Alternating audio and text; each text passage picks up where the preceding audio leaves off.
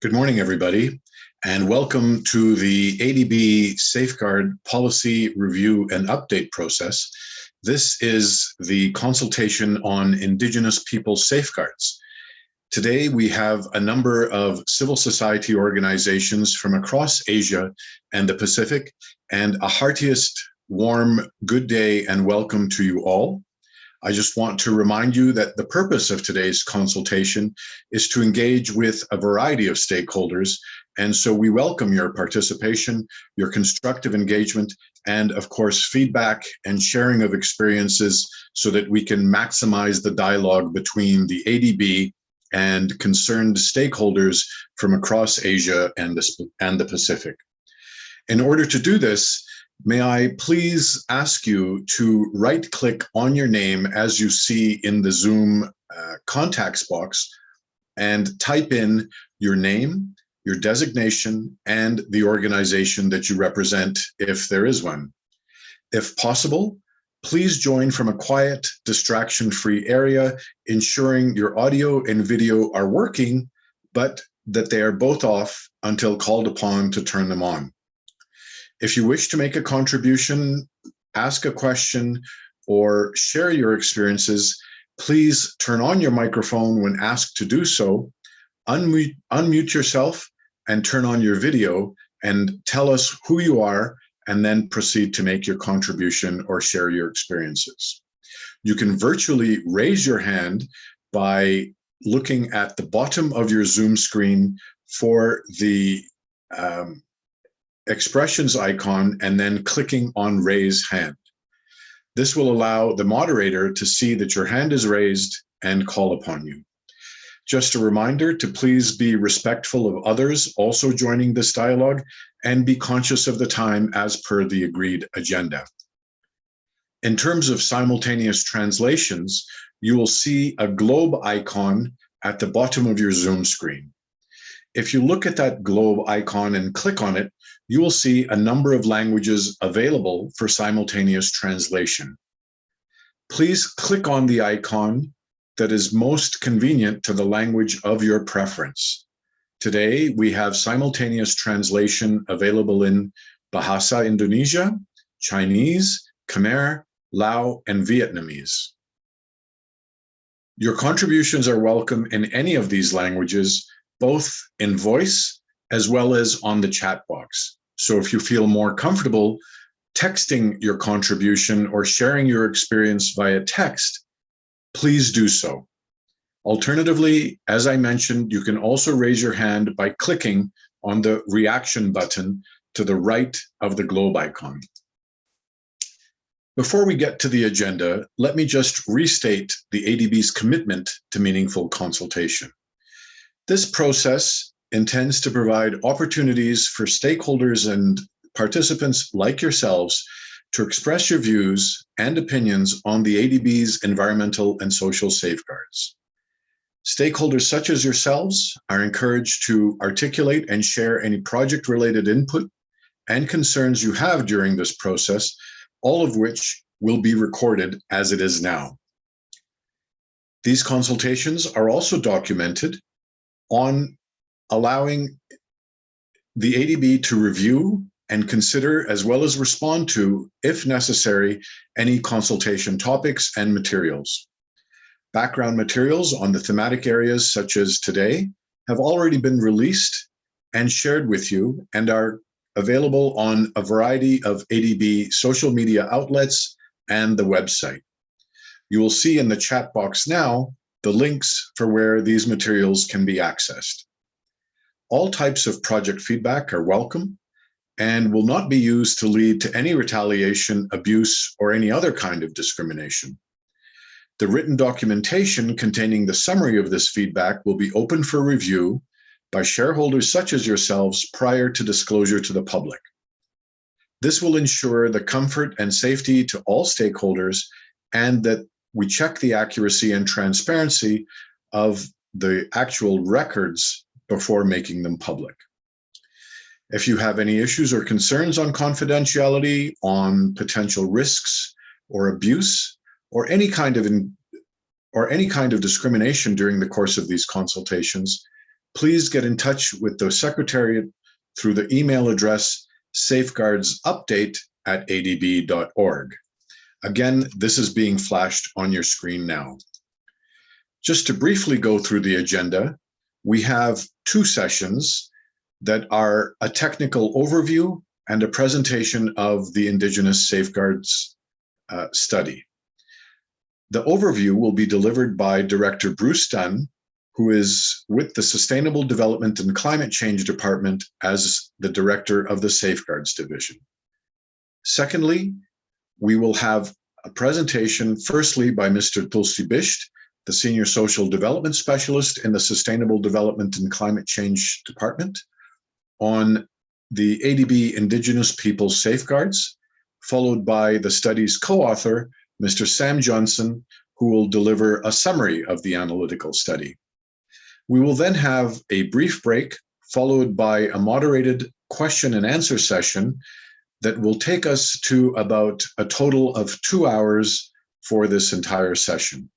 There is considerable flexibility in that, and as I mentioned, the purpose of these consultations is to really engage you and to offer you an opportunity and a platform to share your experiences, comment on the Safeguard study, and specifically a summary of the analytical study on Indigenous peoples.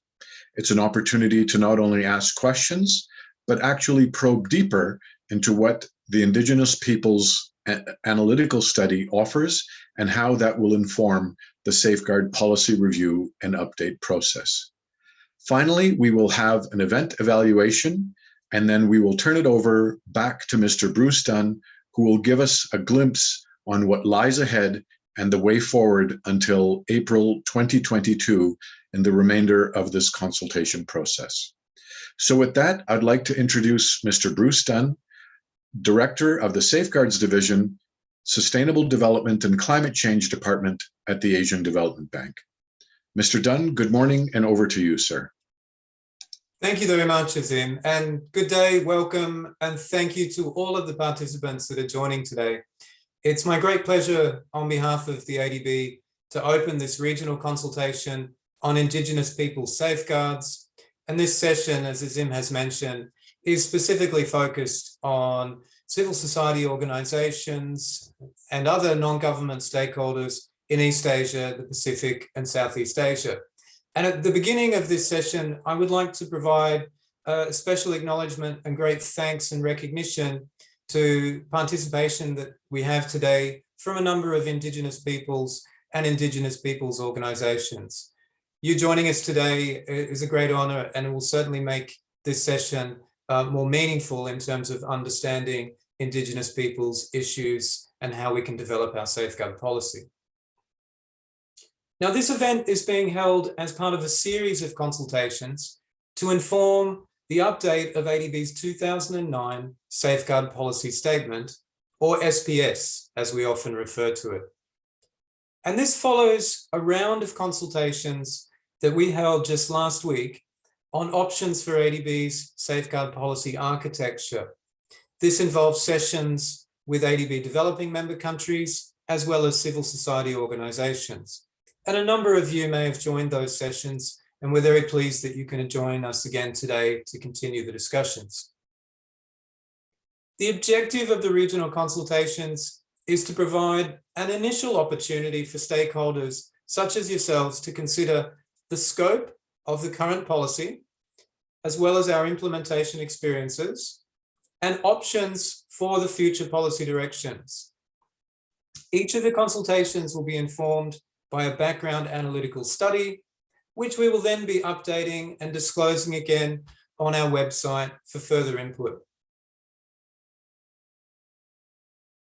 You can find further information on the update process through ADB's website, and this includes a background paper, which sets the scene in terms of our approach for the update, as well as a stakeholder engagement plan, and all of the materials available for consultation and the consultation schedule.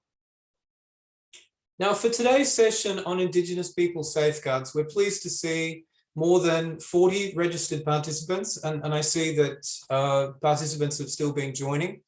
When I last checked, we had representatives from about 19 countries. And I'll just go through these to acknowledge the representation across the region. We have people joining from Australia, from Bangladesh, Cambodia, the People's Republic of China, from Indonesia, Japan, Lao People's Democratic Republic, Mongolia, Myanmar, Nepal, Pakistan, Papua New Guinea, Philippines, Singapore, Thailand, the United Kingdom, the United States, and Vietnam. So people joining from quite many places around the region and across the globe. And we really do appreciate you, particularly joining during these challenging times with COVID-19, and given that many people are working remotely. So thank you very much again for joining us. Now, your participation is of course very important. It will help shape the directions of ADB's new safeguard policy statement. And our goal at the ADB is to ensure that the consultations are inclusive and that they're meaningful, and we can take into consideration the views of a very wide range of stakeholders, including yourself. Now, for today's consultation, I'd like to just briefly turn to some context in terms of today's session on Indigenous peoples. As of course many of you know, Indigenous peoples make up about 6% of the world's population, and the majority, about 70%, live in the Asia-Pacific region. So, obviously this is a very critical dialogue that we should be having here.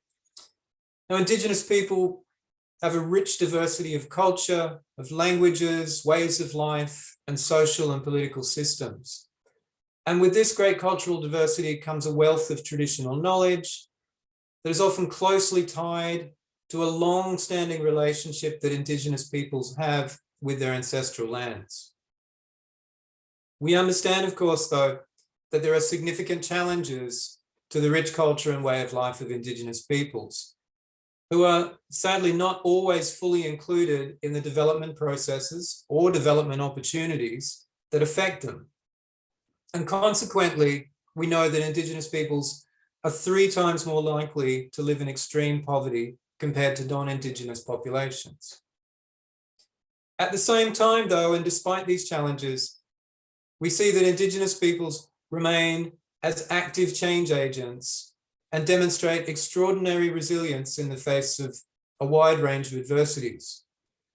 A major source of this resilience, of course, comes from their close connection with the land and the natural environment, which enhances a strong sense of collective identity and shared tradition. In addition, Indigenous people hold extensive local knowledge and practices that help them, and of course the rest of us, to adapt to changing conditions such as climate change. And this, I believe, has never been more important given the challenges that we do face around climate change and the need for both new knowledge and traditional knowledge to help us shape a way forward that is sustainable. Now, recognizing these factors, ADB's 2009 Safeguard Policy Statement included specific safeguards with respect to Indigenous peoples. The objective of these was to design and implement projects in a way that would foster the full respect for Indigenous peoples' identity, their dignity, their human rights, livelihood systems, and cultural uniqueness as defined by Indigenous peoples themselves. And at a wider level, ADB's long-term strategy 2030 promotes inclusive, resilient, and sustainable development. And this must, of course, recognize the important and unique roles and contributions of Indigenous people throughout the region.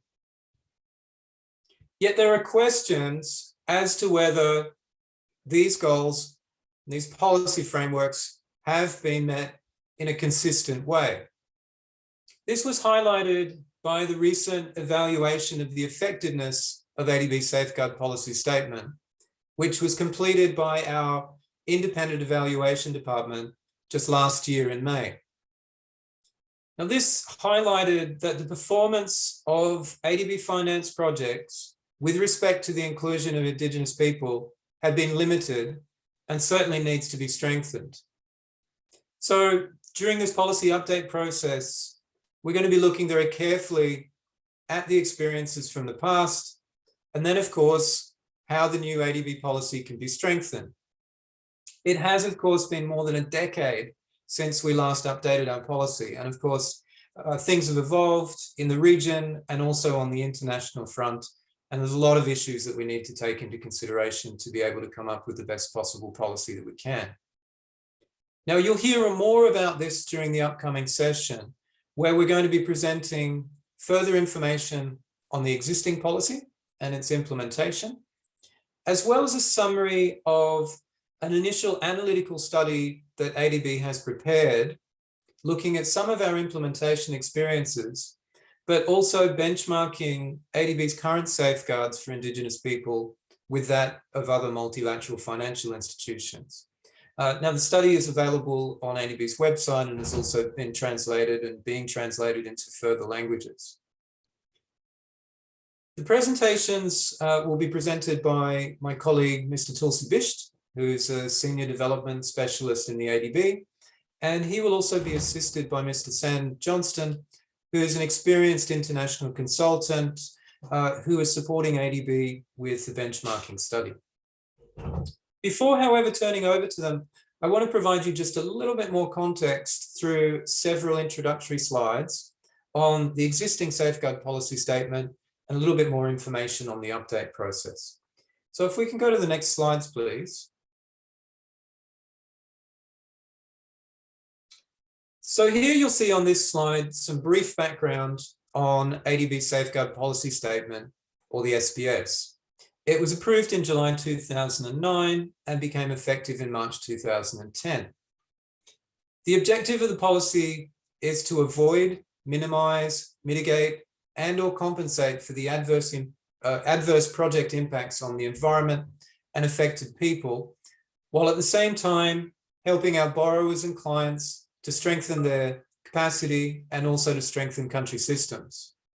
So you'll certainly see that the approach of the policy is one that we would refer to as a mitigation hierarchy. Avoidance is the first approach that we should be following with the policy. The policy also consolidated 3 previous policies, which covered involuntary resettlement from 1995, Indigenous Peoples Safeguards from 1998, and environment from 2002. And it brought these into one consolidated policy framework, as well as delivery requirements, and then additional requirements for various financing modalities, and a prohibited investments list, which sets out areas that ADB should not finance. We can go to the next slide, please. Now, as I've mentioned, the overall update process was launched following an evaluation by ADB's IED on the effectiveness of the Safeguard Policy Statement.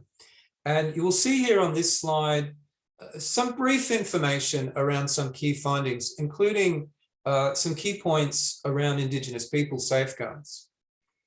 First, you'll see that in terms of overall performance of projects, the preparation stage of safeguards was seen as quite satisfactory. And this is one area where ADB is recognized, I think, as doing particularly well in terms of having upfront preparation of safeguards work before we take projects through for our management and board consideration.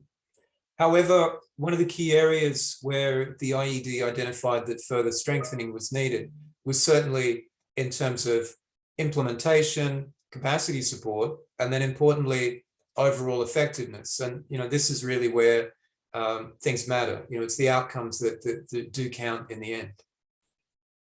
For environment and for involuntary resettlement, though, the overall implementation was seen as satisfactory, but there were limitations in terms of the integration or the understanding of critical links between environmental and social safeguards issues. So that fragmentation is certainly one issue that we need to address through the further update of the policy. And then for Indigenous Peoples Safeguards, our topic today, the results from the IED's perspective were seen as less than satisfactory. And specifically, they saw this as being attributed to several reasons.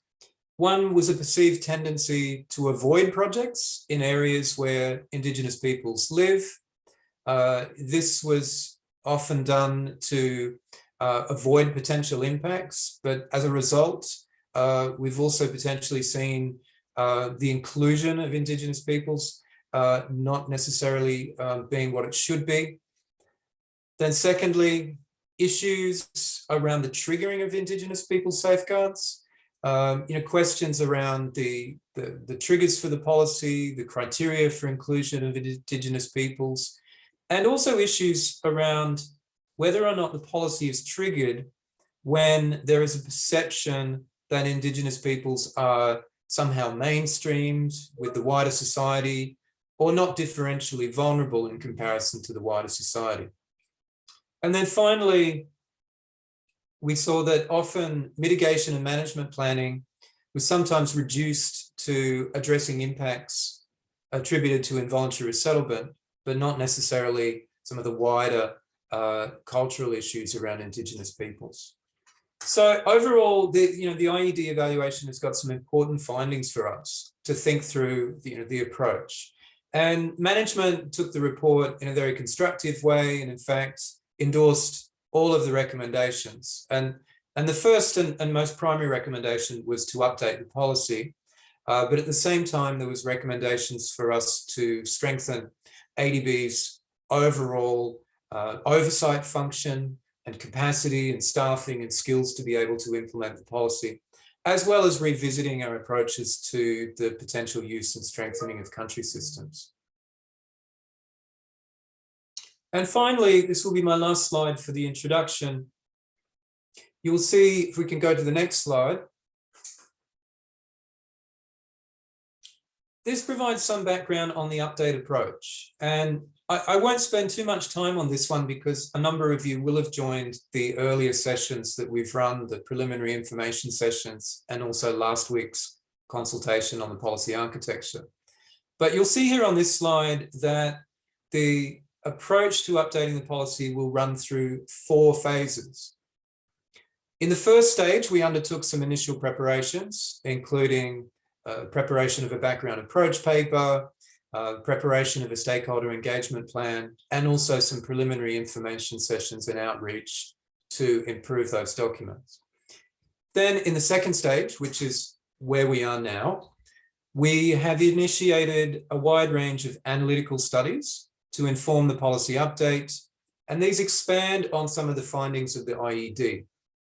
As I've mentioned, the first study that was completed was on policy architecture, discussed last week, and the second one is now on Indigenous peoples. Then on the third phase, which we'll be entering into from next year, we will be working on the drafting of the policy, and then we will be going out to further rounds of consultation on the draft. Overall, we're expecting to take the new policy for consideration by ADB's board by March 2023. Then in the fourth phase, we'll be preparing for the policy rollout, which we expect the policy to become effective in 2024. And this will involve the development of ADB's own operations manual and staff instructions, which provide binding requirements for ADB in terms of our responsibilities for safeguards, as well as the development of further guidance to support the implementation of the policy, and importantly, also training and capacity for our staff and clients. And of course, the whole process needs to be brought together with strong, inclusive, and iterative stakeholder engagement processes. So this provides some background, and I hope through these opening remarks that it's given you some broader context on the overall approach for the policy update, and also in terms of our purpose for the consultations today and this week on Indigenous peoples. I'll now conclude my opening remarks, and I'm going to turn to my colleague Tulsi Bisht, who is going to present the next presentation, which will give you a bit more background on ADB's Indigenous Peoples Safeguards. So I'll hand over to you, Tulsi. And thanks once again for joining me. Thank you very much, Bruce, for that background on SPS update, and good day, and thank you all for attending this session on stakeholder engagement on Indigenous Peoples Safeguards update. Here, I will present a brief overview of the current IP safeguards under the Safeguard Policy Statement, or SPS, as we have been referring to it. ADB acknowledges that 70% of the world indigenous people live in Asia and the Pacific, and they live in a disadvantaged state. Development projects are intruding increasingly in indigenous peoples' areas and are adversely impacting their access to natural and cultural resources on which they have relied for generations. This further exacerbates their disadvantaged situation.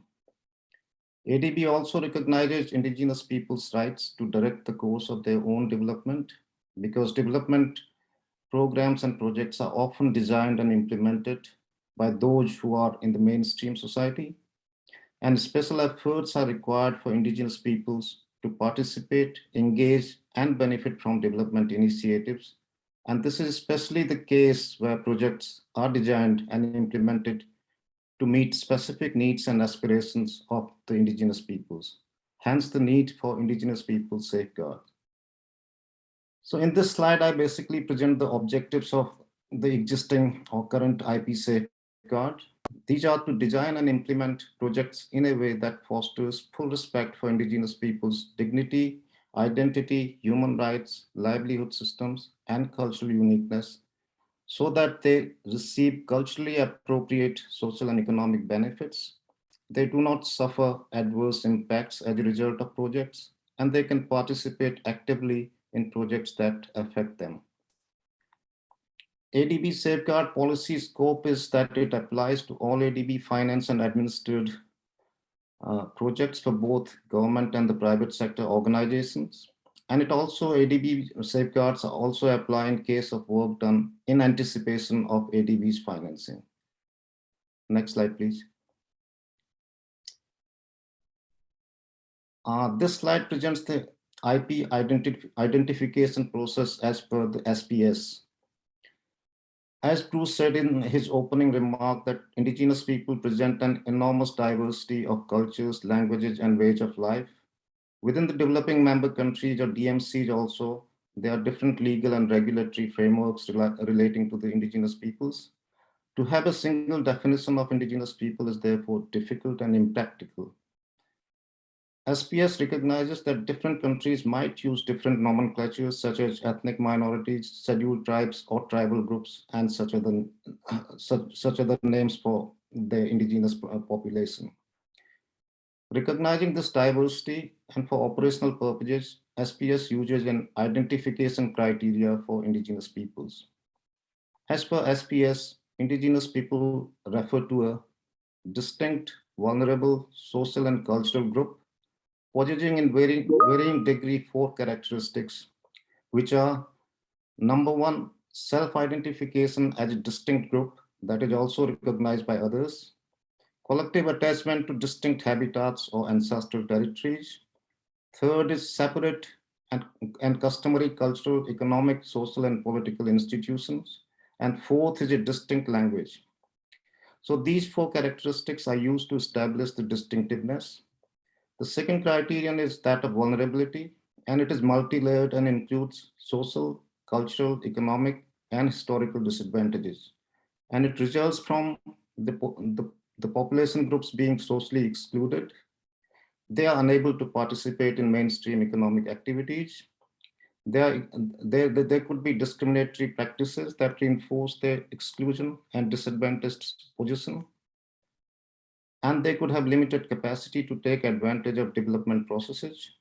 Demographically, their small numbers could make it difficult to voice their rights. Environmentally, their natural habitats and resource bases are threatened by outside encroachment and takeovers. And when we look at vulnerability, we look both at the existing and project-induced vulnerability, that a project, if implemented in the areas, could induce the vulnerability. So a socio-cultural group that meets the criteria of distinctiveness and vulnerability, as explained, is treated as indigenous people under the SPS. And it is not necessary that they are referred as indigenous peoples in their own countries. And for the triggers of IP safeguards are triggered if such groups are identified within a project impact zone, and if project directly or indirectly affects the dignity, human rights, livelihood system, or culture of indigenous peoples, or it affects the territories or natural or cultural resources that indigenous peoples own, use, occupy, or claim as their ancestral domain. IP safeguards are triggered for both negative and positive impacts. Next slide, please. So in this slide, this indicates basically the requirements of indigenous peoples safeguards under the existing policy.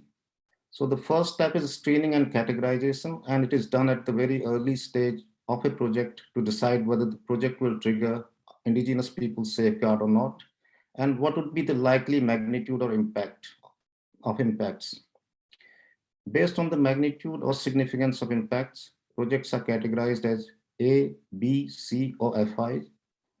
For both A and B category projects require preparation of Indigenous Peoples Plan or IPP. Category C refers to no impacts, and in that case, no further action is required.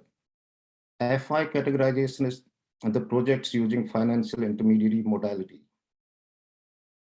Project triggering Indigenous Peoples Safeguard required to undertake a social impact assessment, which establishes project's impacts on Indigenous peoples group present within the project impact zone, whether the impacts are negative or positive or both, and magnitude of such impacts. The social impact assessment also establishes a baseline socioeconomic profile of the affected Indigenous peoples communities. Conduct of meaningful consultation, information disclosure, and getting the affected communities participate in project design and implementation are important and ongoing processes throughout the project cycle. And borrowers are required to prepare an Indigenous Peoples Plan based on social impact assessment and meaningful consultation, describing project impacts, both negative and positive, on Indigenous peoples. It outlines mitigation measures for adverse impacts and culturally appropriate measures for beneficial impacts. Indigenous Peoples Plan also outlines the structure and processes of a grievance redress mechanism to ensure that genuine grievances of affected Indigenous peoples, communities, or individuals are promptly redressed. Assessing borrowers' capacity to effectively implement the Indigenous Peoples Plan, and where required, providing for capacity development are important requirements. Allocating roles and responsibilities to relevant staff of the implementing agencies and sufficient budget are vital for Indigenous Peoples Plan implementation. ADB reviews the Indigenous Peoples Plan to make sure that it complies with ADB's Indigenous Peoples Safeguard requirements and discloses it on the ADB website. Borrower is required to disclose the Indigenous Peoples Plan to affected Indigenous peoples communities in a language understandable to them and in a place that is easily accessible. The IPP by this stage is ready for implementation, monitoring, and reporting, unless there is a need to update it due to changes in design or such regions. Next slide, please. This slide presents the special requirement of seeking broad community support in 3 specific conditions. These are: first, if a project involves commercial development of cultural resources and knowledge of Indigenous peoples. Second, if it will result in physical displacement of Indigenous peoples from traditional or customary lands, and if the project involves commercial development of natural resources within customary lands. So in these three cases, the project requires to seek the broad community support for the project, and the requirements to seek broad community support and its documentation are laid out in SPS. ADB reviews broad community support documentation process to satisfy itself that there is a broad community support for the project. ADB also conducts its own due diligence to assure itself of existence of broad community support. And if there is no broad community support, then ADB does not finance the project. Next slide, please. So in this slide, this basically presents the Independent Evaluation Department's review finding on Indigenous Peoples Safeguard implementation. Bruce has already pointed out a few of those main findings, and here this slide basically has a bit more on those findings. And as you can see, the findings are a bit bleak, as the IED report outcome suggested that the indigenous people's outcome have been less than satisfactory. And there's an emphasis or tendency on avoiding areas where indigenous people live. And that also was explained by Bruce in his presentation. And also when the projects are undertaken in indigenous people's areas, there's a tendency to mainstream indigenous people's communities to say that though they are not distinct from the mainstream population. And indigenous people's issues are often narrowed to the resettlement aspect and various other requirements that are laid out in the indigenous people's safeguards are neglected. And there's a borrower's reluctance to implement indigenous people's safeguard. There could be political sensitivities or some other reasons, but there's a reluctance to take to take projects to indigenous people's areas, or sometimes it could be that it requires a lot of additional due diligence. So those could be the reason.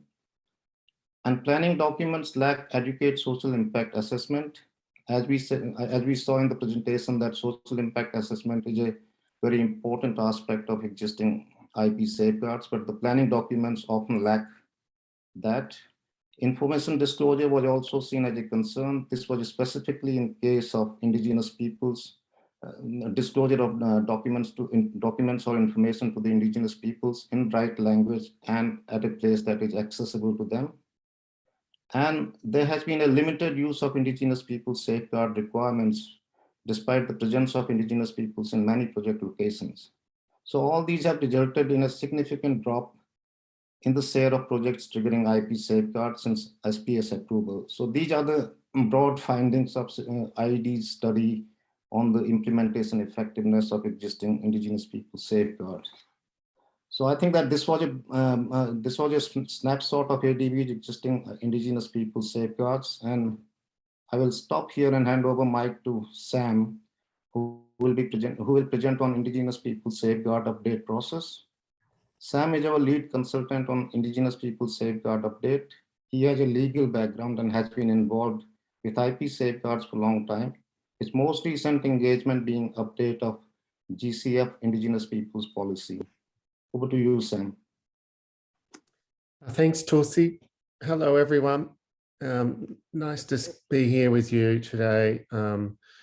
My role today is to briefly explain the methodology we've designed to develop the analytical study that Bruce mentioned, then the initial or preliminary findings of the work we've undertaken so far, how ADB's policies compare with other MFIs, and key issues for further consideration. Next slide, please. An important part of the update process is reviewing the experience gained from implementing the safeguard and context in which the safeguard now operates. This review will be documented in the analytical study. The overall purpose of the analytical study is to provide a basis for informed recommendations for the update of the Indigenous Peoples Safeguards. The summary that has been made available for these consultations is based on the work undertaken so far for the analytical study. The analytical study reviews all publicly available documentation, including those listed here. The study also compares or benchmarks ADB's Indigenous Peoples Safeguards with other MFIs listed in the slide here. The stakeholder consultation process is an integral part of the analytical study's methodology and will provide a key input to the study. It involves internal consultations with ADB staff and external consultations with CSOs, representatives from DMCs, private sector clients, project affected people and their representatives, and Indigenous peoples and their communities. And this event is an important chance for providing views for the analytical study. Further consultations, as Bruce outlined, will be undertaken, with in particular focus group meetings to follow to enable deeper deliberations on specific issues. Next slide, please. The summary we published for this consultation provides a brief review of ADB's implementation experience based on initial rounds of consultation with ADB staff in the ADB operations departments, including the regional departments covering sovereign operations and the private sector operations department covering non-sovereign operations. The views presented in the summary do not represent all staff or necessarily the views of ADB management. And the analysis will be further supplemented by stakeholder consultations and will be included in the analytical study. Some key issues or challenges identified so far include the issues listed in this slide and reflect very much the findings of the IED report. First is that Indigenous peoples' identification process is complex, and there is a need for additional conceptual clarity on technical terms, such as Indigenous people, or the difference between Indigenous people and ethnic minorities, nomadic communities, or collective attachment to customary lands and ancestral domains.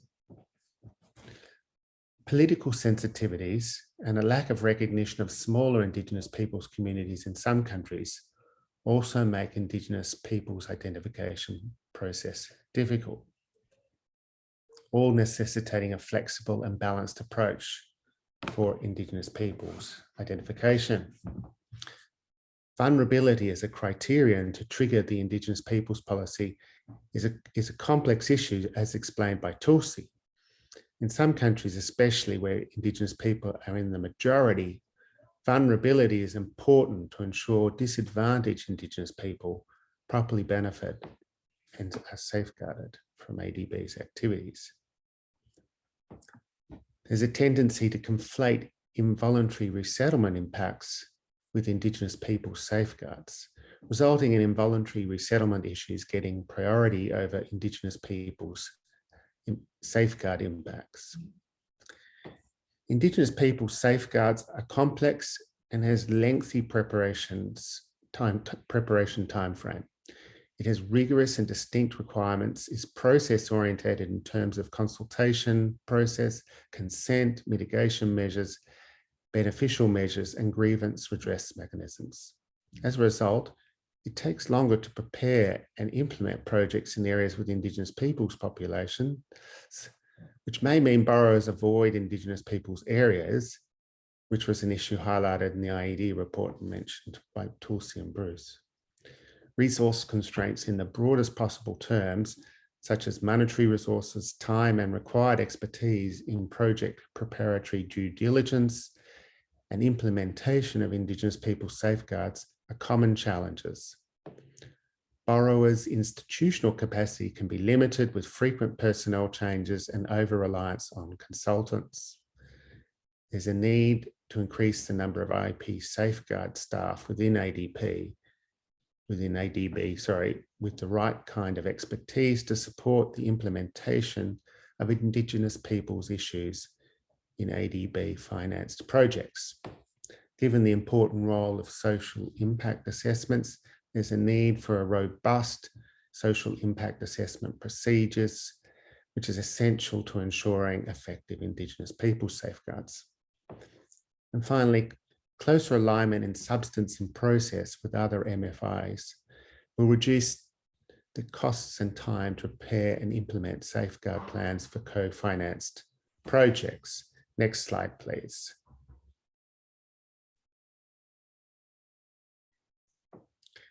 The benchmarking section of the summary highlights the main convergences and differences in the IP safeguards between ADB and the MFIs I mentioned before. This slide summarizes these main findings of this benchmarking for you. General structure. ADB has its overarching statement, objectives, and principles for 3 safeguards separate from the safeguard delivery requirements, while the majority of MFIs have structured their IP safeguard in an integrated manner under one standard or framework. IP policy objectives. ADB shares with other MFIs the objectives of avoiding and minimising potential adverse impacts on Indigenous people. Some MFIs, however, have more detailed objectives, such as free, prior, informed consent, support for land rights, or for women or other groups within Indigenous people communities. Indigenous people's policy scope of application and triggers.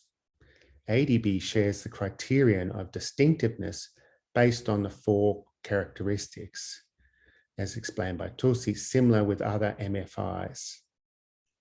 There are, however, some differences with these criteria. So, for example, the World Bank, in the collective attachment criterion, includes a specific reference to include areas under seasonal use or occupation, whereas ADB does not. An important difference also in ADB's approach is that it requires Indigenous people to be vulnerable as well in order to trigger the safeguard. Other MFIs like the IFC and the World Bank only require distinctiveness. Next slide, please. Scope of the standard. Indigenous people or only or Indigenous and vulnerable people. So ADB's policy refers only to Indigenous people, whereas the African Development Bank and the European Investment Bank have wider scope for their standards and include other vulnerable groups. Social impact assessments. Although the actual requirements of social impact assessments are similar, IFC, World Bank, EBRD require an integrated approach to environmental and social impact assessments, while the ADB requires separate social impact assessments and environmental impact assessments. Stakeholder engagement, in particular information disclosure and consultation. ADB shares the meaningful consultation and disclosure requirements with other MFIs, but World Bank, EBRD, Inter-American Development Bank have separate standards for stakeholder engagement, which the ADB does not. Next slide, please.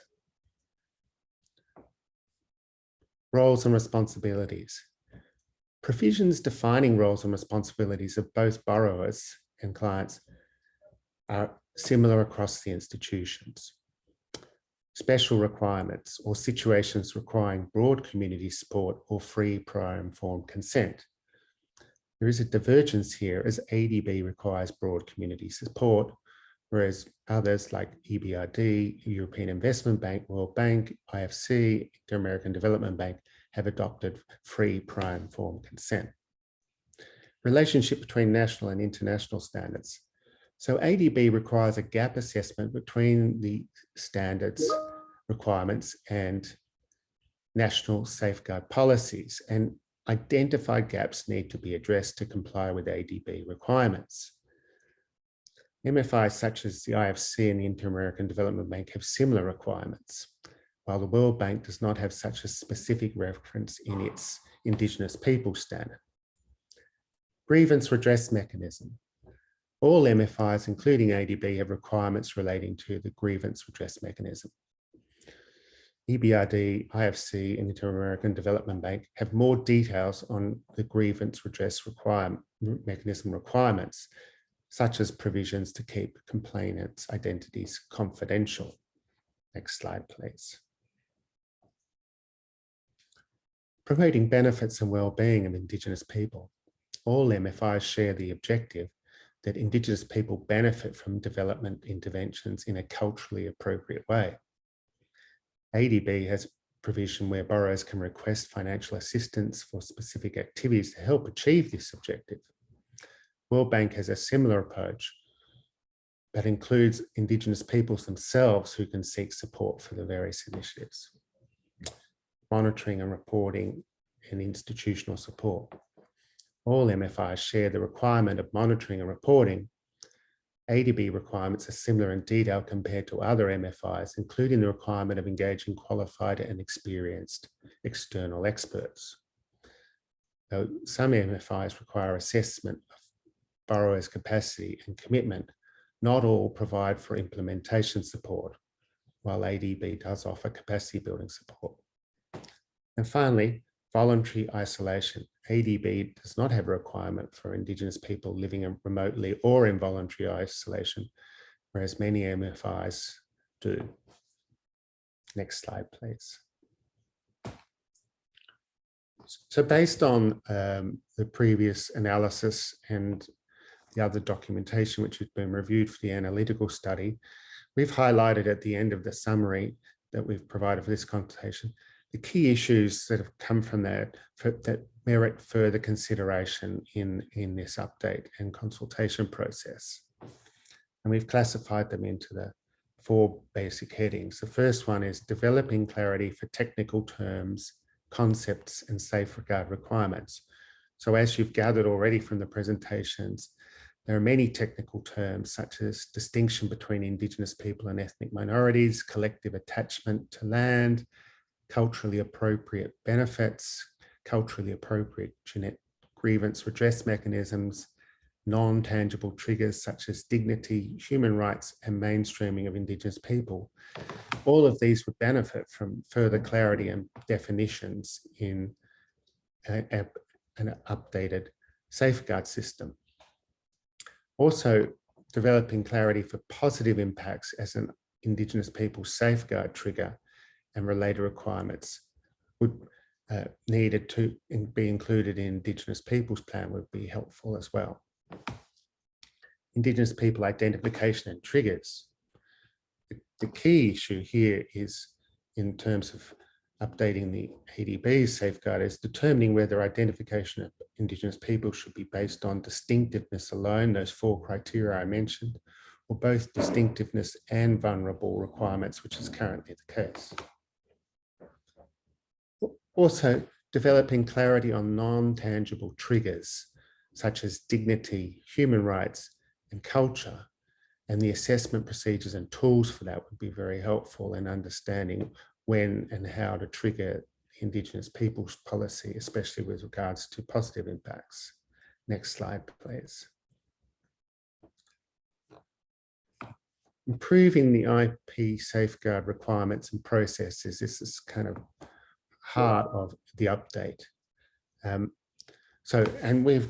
are various issues here which we've already touched upon, but which have been highlighted in the analytical study and summarized in the summary are listed here. So improving stakeholder impact assessment, social impact assessment, to go beyond involuntary resettlement related impacts and to take into account non-tangible impacts along with methods and tools to undertake such assessment is an important area for further consideration. Developing procedures for mitigation measures to go beyond compensation through involuntary resettlement safeguards and addressing loss of non-tangible items, including livelihood systems and benefit sharing, is another. Improving consultation procedures in the project design and Indigenous Peoples Plan preparation and implementation to ensure Indigenous peoples' active participation is another. Developing measures to make grievance redress mechanisms more inclusive with Indigenous peoples representation and in Indigenous peoples areas using Indigenous peoples traditional conflict resolution mechanisms as initial levels of grievance redress mechanism. Developing monitoring and reporting systems that go beyond land acquisition and resettlement, monitoring and including monitoring of non-tangible impact indicators is another. And finally, promoting capacity for ADB staff, safeguard staff, and borrowers and clients. Some additional requirements also worth highlighting is that considering approaches to address potentially political sensitivities of Indigenous people safeguard implementation amongst borrowers. And finally, further analysis and consultation on adopting free, prior, informed consent or to continue with broad community support. Thank you everyone for your attention. And now I'll give the session back to Azim. Thank you so much for that, Mr. Sam Johnston, and thank you also, Tulsi, and to Mr. Bruce Dunn as well for your overview and insights on the issue of Indigenous peoples. I've certainly learned a lot, and this has been a very worthwhile presentation, and we hope that it will continue with an open dialogue and a moderated discussion after a brief break. We have not only Sam's 4 broad outlined areas of consideration and further thinking, but we also have flashed on the screen right now some initial topics that can perhaps even guide our discussions subsequent to the break. And these are just an outline of areas that you may wish to discuss or elaborate on with some of the members who presented today. But they're by no means restricted to only these areas, and we welcome the opportunity to hear from you, share your views on your thinking about this area of Indigenous peoples, number one. Number two, share your own experiences, be they implementation or policy related. And number three, have a diversity of views and comments and dialogue on this area specifically, and how it can better inform and strengthen the safeguard policy review and update process. So we will be taking a brief break, but prior to that, let me just remind participants that you can share your views, comments, opinions, and questions either through the simultaneous translation function. And if you look at the bottom of your screen, you will see the globe icon. When you click on that globe icon, there are a number of simultaneous translation language options, including English, Chinese, Bahasa, Khmer, Lao, and Vietnamese. And below that, you will see mute original audio. If you do not want the original audio in English to appear on your speakers or be heard on your headsets, then please click mute original audio and you will only hear the voice of the simultaneous translator.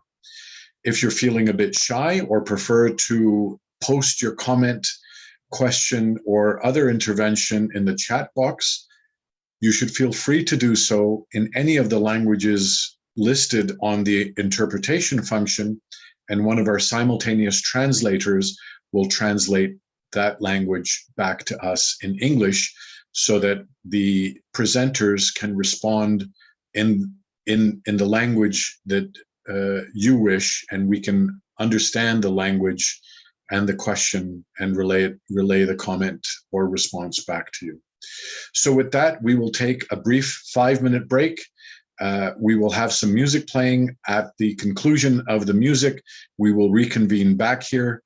You see at the top of the discussion guidance slide a timer, and that is a countdown timer. So when that approaches 0, please return back to your screens and be ready for a discussion. Again, feel free to provide your comments and interventions. If you're doing so on video, please click the reaction button that's to the right of the translation function, and you will see a raised hand emoji there. Once you raise your hand, the moderator will call upon you to provide the question or discussion point that you wish to. So we'll leave you with a little bit of music and return after 5 minutes. Thank you so much.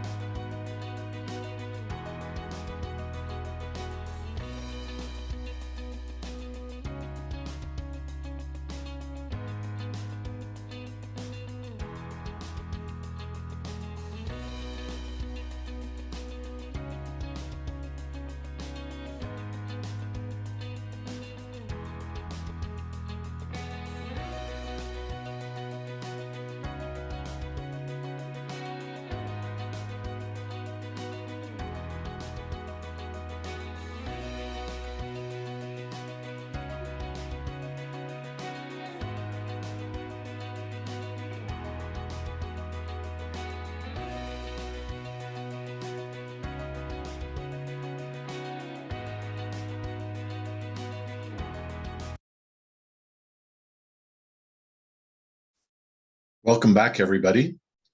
And we have an opportunity now to have a question and answer session, but also a discussion on the presentation that you've just heard from Mr. Dunn, Mr. Tulsi Bisht, and Mr. Sam Johnston, as well as opening it up to any other questions of relevance to the Safeguard Policy Review and Update process of specific interest to Indigenous peoples. Before handing over the floor to Mr. Gelson Garcia, I would just like to remind you once again, firstly, that these sessions are for you, the stakeholders, and the ADB is most interested in hearing your feedback, your comments, your experiences, and your questions on the presentations that have just been made. And secondly, the opportunity to do so appears in many different languages listed on the translation function, which is where the globe icon is, probably at the bottom of your Zoom screen. You will see there a number of languages that you can select. And if you click on mute original audio, you will not have the voice of the English presenter in your ear or headset. By doing this, you will only have the voice of the simultaneous translator. Finally, there is an opportunity as well for you to also post your questions in the chat box, and the questions in the chat box in your preferred language will be communicated back to Mr. Garcia so that he can echo them back to the participants and stakeholders on this session, and we can have a good engagement and meaningful dialogue on the questions that has been raised. So with that, I would like to introduce Mr. Gelson Garcia, who is the Stakeholder Engagement and Consultation Specialist with the Stakeholder Engagement Planning Team.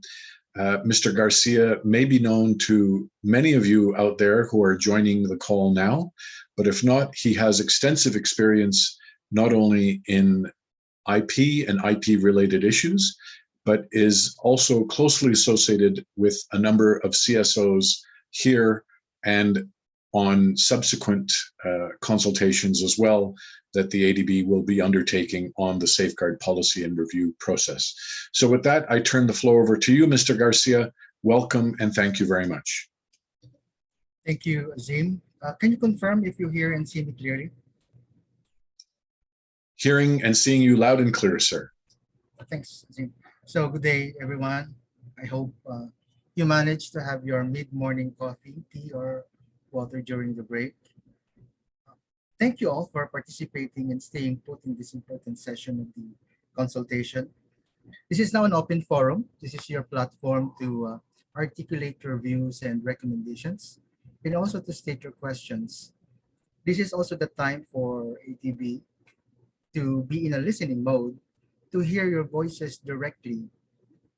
I know some of you coming from the field or from your project monitoring experience, we'd like to hear your inputs on the substantive, procedural, and policy implementation challenges in IP safeguards.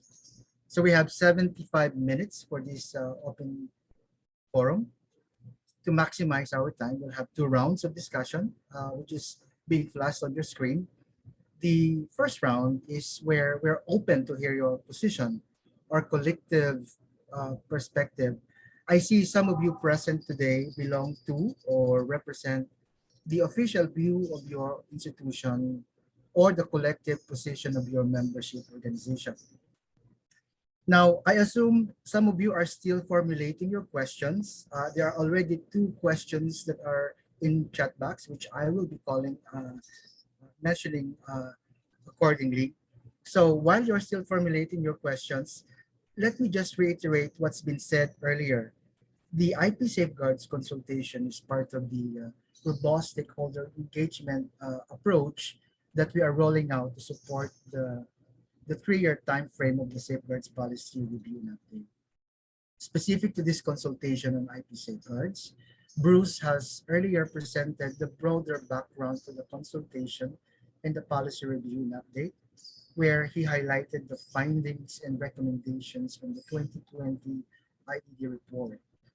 Then Mr. Tulsi Bisht and Sam Johnston presented the key findings of the ongoing analytical study on IP safeguards, They have highlighted the results of their MFI policy benchmarking, as well as areas for considerations to improve the policy, the objective, the scope, and the implementation of the IP policy, including areas where there are need clarity, including the triggers, criteria, resource constraints, roles and responsibilities, stakeholder engagement, promoting the benefits and well-being of the indigenous peoples, the monitoring, reporting, institutional support component of the IP policy.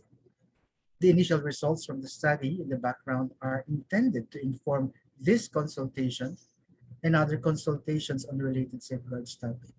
So as such, the second round is to hear your questions and views on many relevant aspects of the safeguard policy on indigenous people.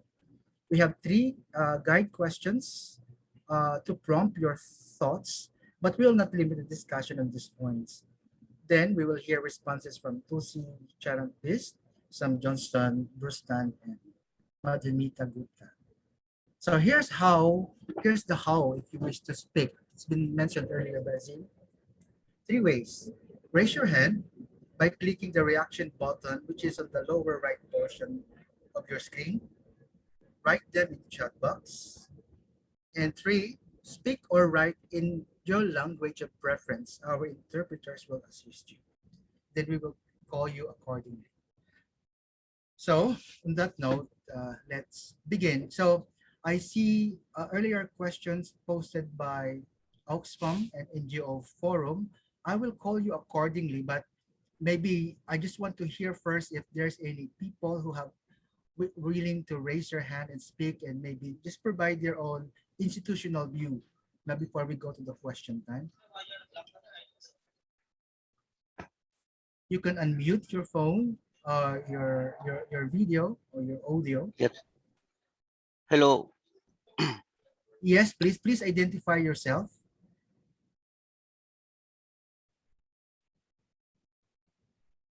So I think the people who have raised their hand are let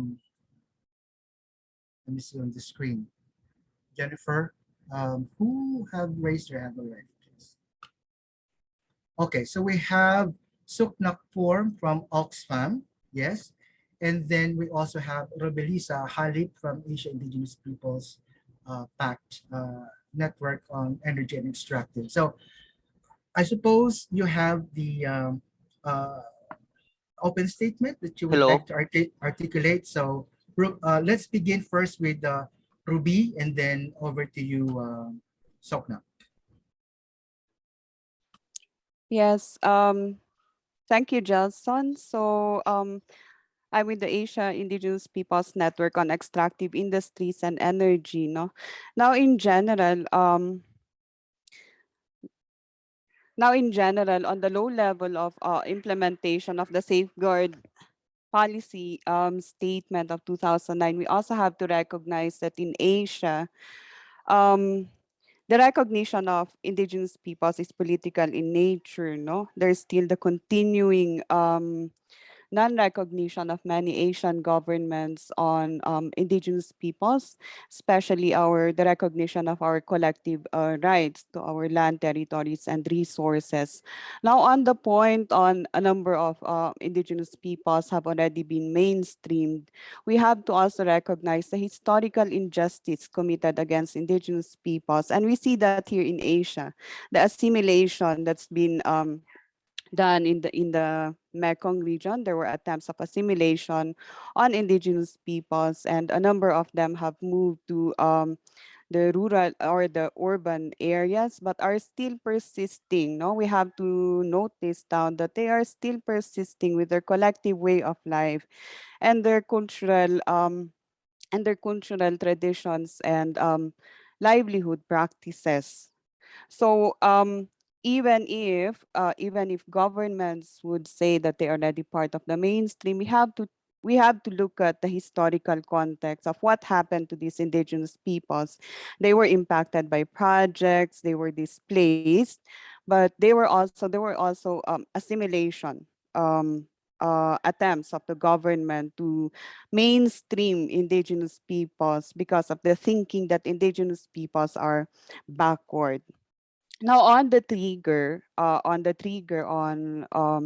the trigger for the implementation of the Indigenous Peoples Safeguard, I think they should be based on the criteria, no, for the identification of indigenous peoples on their self-identification, their collective attachment to their land territories and resources, and their continuing way of collective living.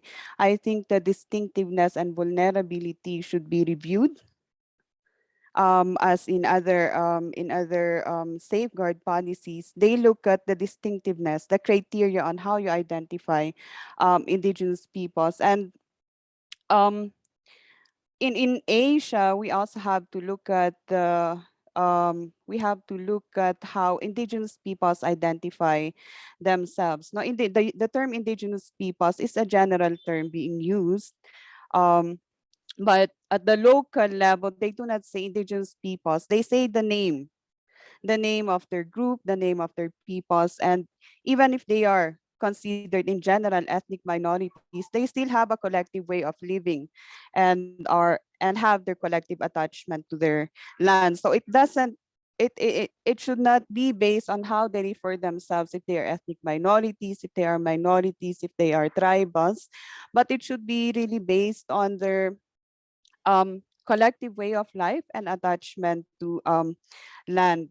Now on the I'm I'm looking at the general principles now of the safeguard policy. On the country safeguard systems, we've already provided our comment on this in the last discussion that we had, that it's a bit problematic in terms of just relying on the country safeguard systems of states, especially in relation to indigenous peoples. But there should also be support from the ADB in terms of policy in supporting states in strengthening their policies on the recognition for the collective rights, no? Collective land rights of indigenous peoples, and the grievance mechanism. This has also been problematic in many projects implemented by the AD because it's not that reachable for many indigenous people. So it's recommended to have a more culturally sensitive project grievance mechanism, and would be good to have indigenous peoples in place, no, in this mechanism. And the last point on my end is still to emphasize our recommendation on the need for face-to-face consultation, especially with indigenous peoples who are directly affected by ADB projects, as in the case of Nepal and the Impal Ring Road project in Northeast India. Thank you. Thank you, Ruby. You raised a very important point with regard to the general principles of the safeguard policy. So here's what I will do. I'm going to ask first Mr. Yep. Soknapur from Oxfam to also who raised his hand. So I'd like to think that this is also an open statement from Oxfam, no? And Yep. and then after that, I will ask our colleagues from ADB to respond. So just want to make sure that I get it. Some of the key points, Ruby. You mentioned about the importance of recognizing the historical context of the IP struggle and poverty as we are mainstreaming them further in the safeguard policy. We also made points about the triggers for Indigenous Peoples policy, highlighting the importance of reviewing the vulnerability as well as the importance of the collective identification and collective way of life. We also mentioned the importance of the inclusion of Indigenous people in the development and functioning of the project level grievance redress mechanism. And you emphasized the recommendation earlier about conducting a face-to-face consultation. These are points that will need a response from Tulsi and then Madhu. And if there's additional point from Bruce, please do come in. Okay, Jason, yes. sorry. Yeah, Ruby? just the first point, it's on the historical injustice, no? Yeah, historical injustice. Yeah, the assimilation that resulted to the mainstreaming of some indigenous peoples in Asia, but they are still continuing their collective way of life, even if they've been displaced. So you also have to look at the historical context of indigenous peoples. Okay, thanks, Ruby. Thanks for clarifying and emphasizing that. Over to you, Sopnapur, and then we'll have responses. Thanks. Thank you, Jason. I'm not sure you hear me or not. Loud and clear, sir. Yeah. Okay. Okay. My name is Songna. I'm a Natural Resource Management Program Coordinator from Oxfam in Cambodia. I just want to share my experience of working with indigenous people in Cambodia as Oxfam empower indigenous people, especially women human rights defender, to protect their economic, social, and cultural rights in the development affected area. I think the more important thing through my experience is that the understanding of the indigenous people on the ADB safeguarding policy is very important. So I think ADB may provide a training to NGO that work at the grassroots level so that they can train to the community in the affected area. It is the first one. And the second one is to increase the information sharing from the development project, especially from the developer to the community, is also very important. And another thing, this ADB safeguarding policy should be translated into the national language, especially the indigenous people language, so they could understand, what should be their right in the ADB safeguarding policy, so they can demand, for, negotiation with the company for, avoiding any conflict happening in the development area. This is just a very short view from me. Yeah, thank you, Jason. Thank you, Suknat. So you highlighted your experience in Cambodia. You highlighted the importance of using the indigenous people's language, which is part and parcel of the ADB support for indigenous people who are negotiating or pushing their demands with the government or the private sector. Yes, yeah. Yeah. Sure. Okay, on that note, I think this will go also to Tulsi and Madhu, and with support from Sam and Bruce. So over to you.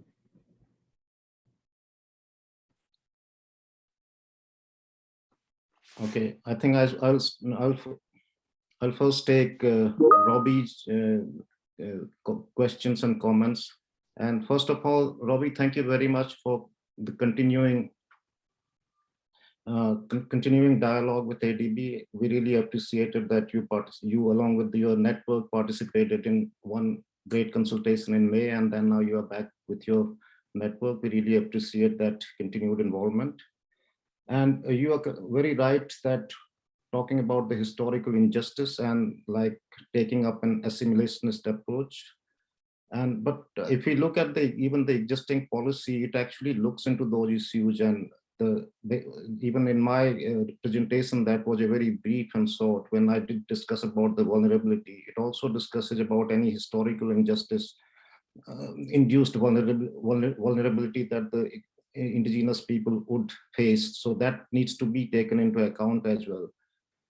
And definitely like on the identification, this again, like the 4 distinctive criteria are basically serve that purpose to establish the distinctiveness of the indigenous people. They could be called by whatever name in their country. They could be ethnic minorities, they could be Janajatis, they could be indigenous peoples, aboriginals. So they are basically, it's basically SPS goes by those four criteria of distinctiveness, and those 4 criteria are kind of generally and widely accepted along the MFIs and also various UN bodies. They go by those criteria, and some of the DMCs also. For example, India has the similar criteria to identify their scheduled tribe population. So those 4 characteristics, I think that we can still continue discussing on that, but they are quite they are quite to the point to establish the distinctiveness of indigenous peoples. And again, on distinctiveness and vulnerability that you pointed that like vulnerability might not be a required criterion. So I think that we are getting a bit of a kind of different opinions there, because lots of through our the consultations, what we are getting is that the way particularly the Asia Pacific, the whole the settlement processes have evolved. It's very in lots of countries, and probably like the countries you work on also, like even in India and South Asia also, that it's very sometimes the indigenous and non-indigenous people live very close by, and they have the similar traits that are that are identified by the distinctiveness criteria. So vulnerability, and specifically historical vulnerability, becomes very important in those cases to decide who are indigenous people and who are not. So there, I mean, we are discussing all these issues in the study that we are undertaking, and we would really appreciate your ideas, and also ideas from other colleagues, that how to make it better, that so that the mainstreaming actually doesn't happen as frequently as it happens right now, as indicated by the IED study.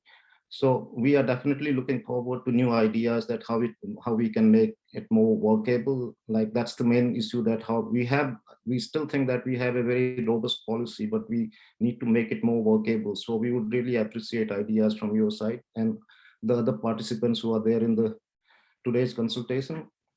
And maybe for country safeguard system, I would request my colleague Madhumita to give a bit brief on that.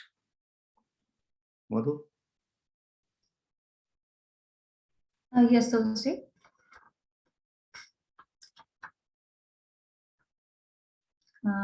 You want me to respond to? If you can respond to the country safeguard system that Robbie pointed out is problematic, and also regarding GRMs, which need to be culturally sensitive with IP representation in the GRMs. Sure. We know that the country safeguard systems, when it comes to IP policies and frameworks, there are gaps, not only with the SPS but also with international conventions. But when we go into a project and we do the assessment, we normally do assess those gaps and see how those gaps can be filled and mitigated. And that forms an overall part of the social impact assessment, as well as the Indigenous Peoples Plan. Now, we take your point on having a culturally sensitive GRM and having IP representatives in there. Completely understand, because that's how the voices of the IP population can be heard better. We also have a GRM study, and if you see in a regional consultation schedule, we'll be sharing information in due course on that.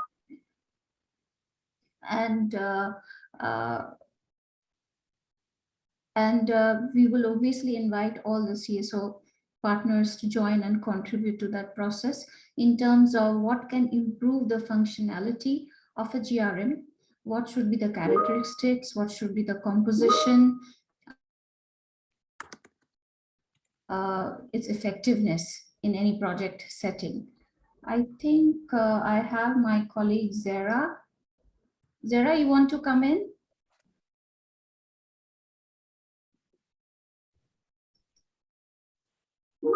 Yes, sure.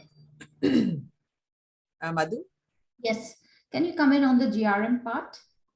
So that it's a kind of a clear picture. Yes, sure. So for as Madhu just mentioned, we are looking at, we started as some analytical work, which looks at how to improve the efficiency of the GRM, the efficacy, and at which levels and which stages is it not responding properly. So that study will be definitely feed into our overall process to see which factors, and the overlap with, of course, Indigenous peoples is also very going to be looked at there.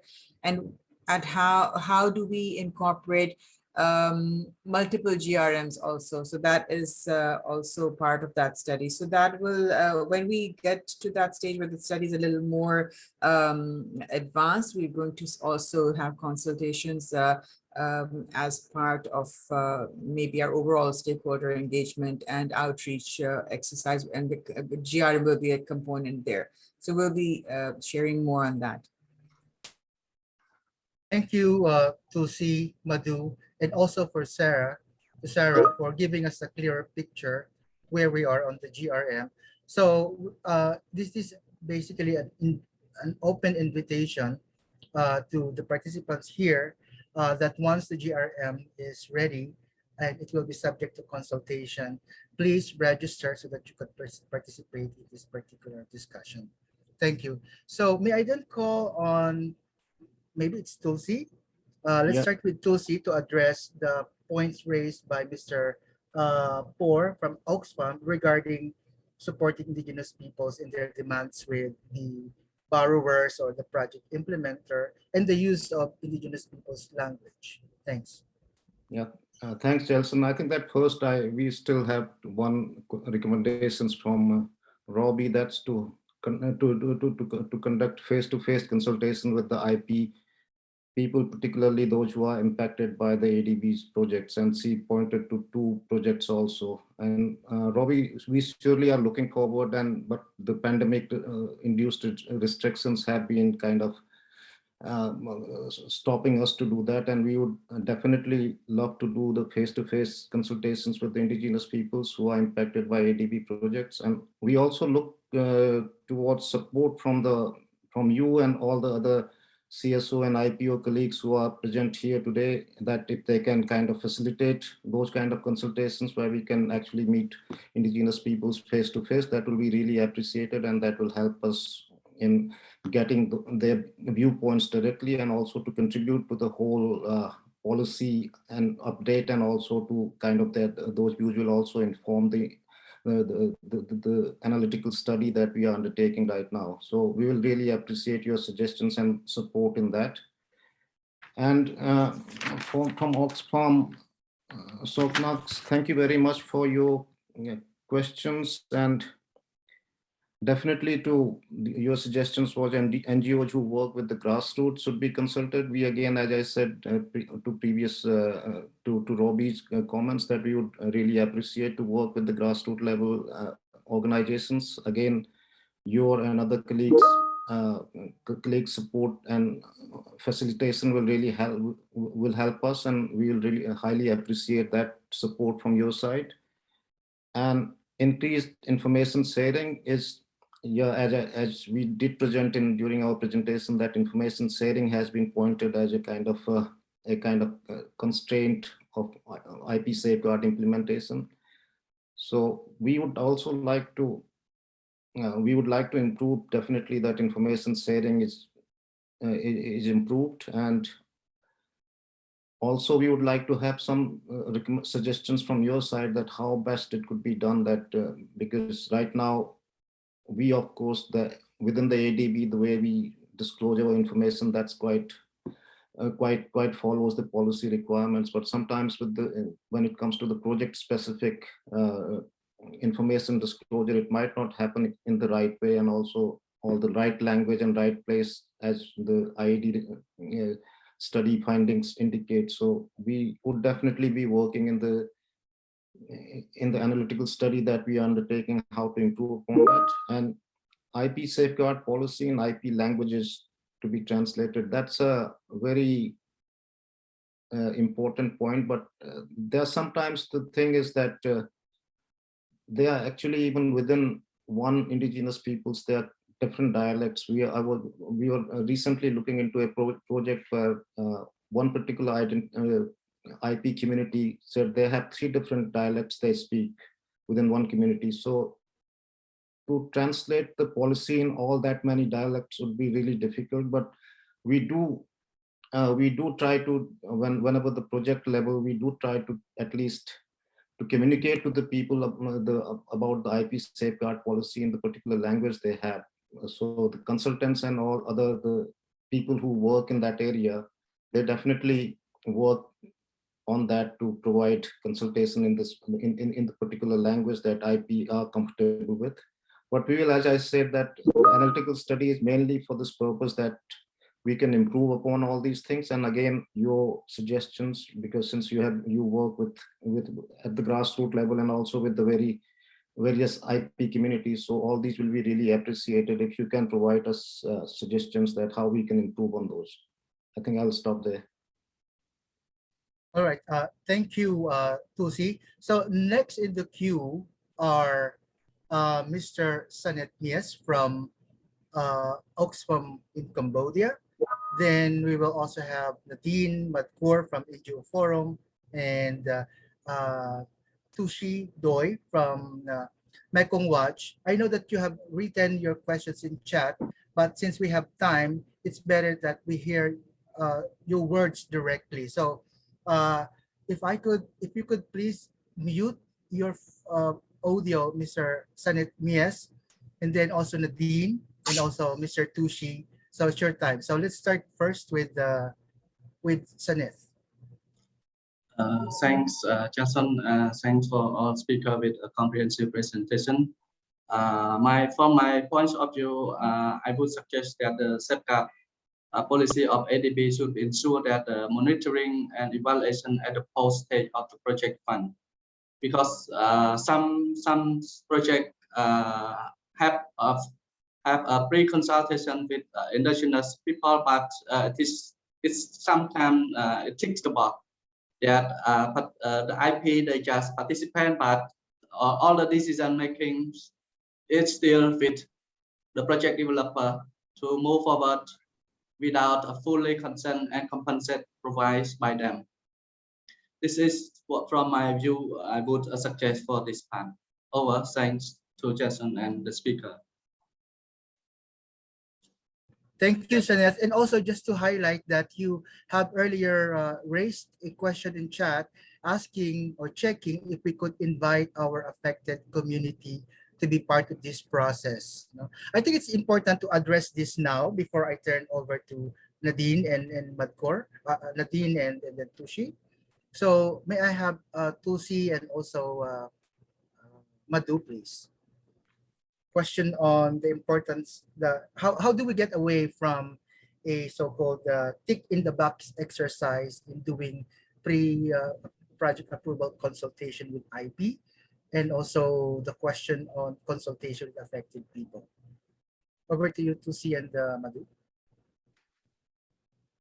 Okay, thank you, Samet. And I think that that's again is very important question, and also it's good that all the CSOs and IPOs are bringing these concerns to our knowledge. And I mean, we are also aware that sometimes these kind of things are happen, that they're just tick boxes tick box requirements are followed, and the actual processes which are laid out in the policy are actually not met.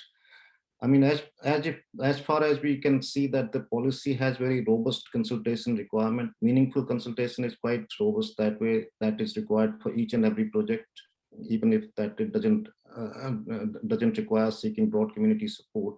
So meaningful consultation is really, it's an ongoing process. It starts very early on, and it's based on the information disclosure in a timely manner, and it's held in an atmosphere free of coercion and intimidation, and also it is gender sensitive and also sensitive to the needs of vulnerable population groups within the affected people.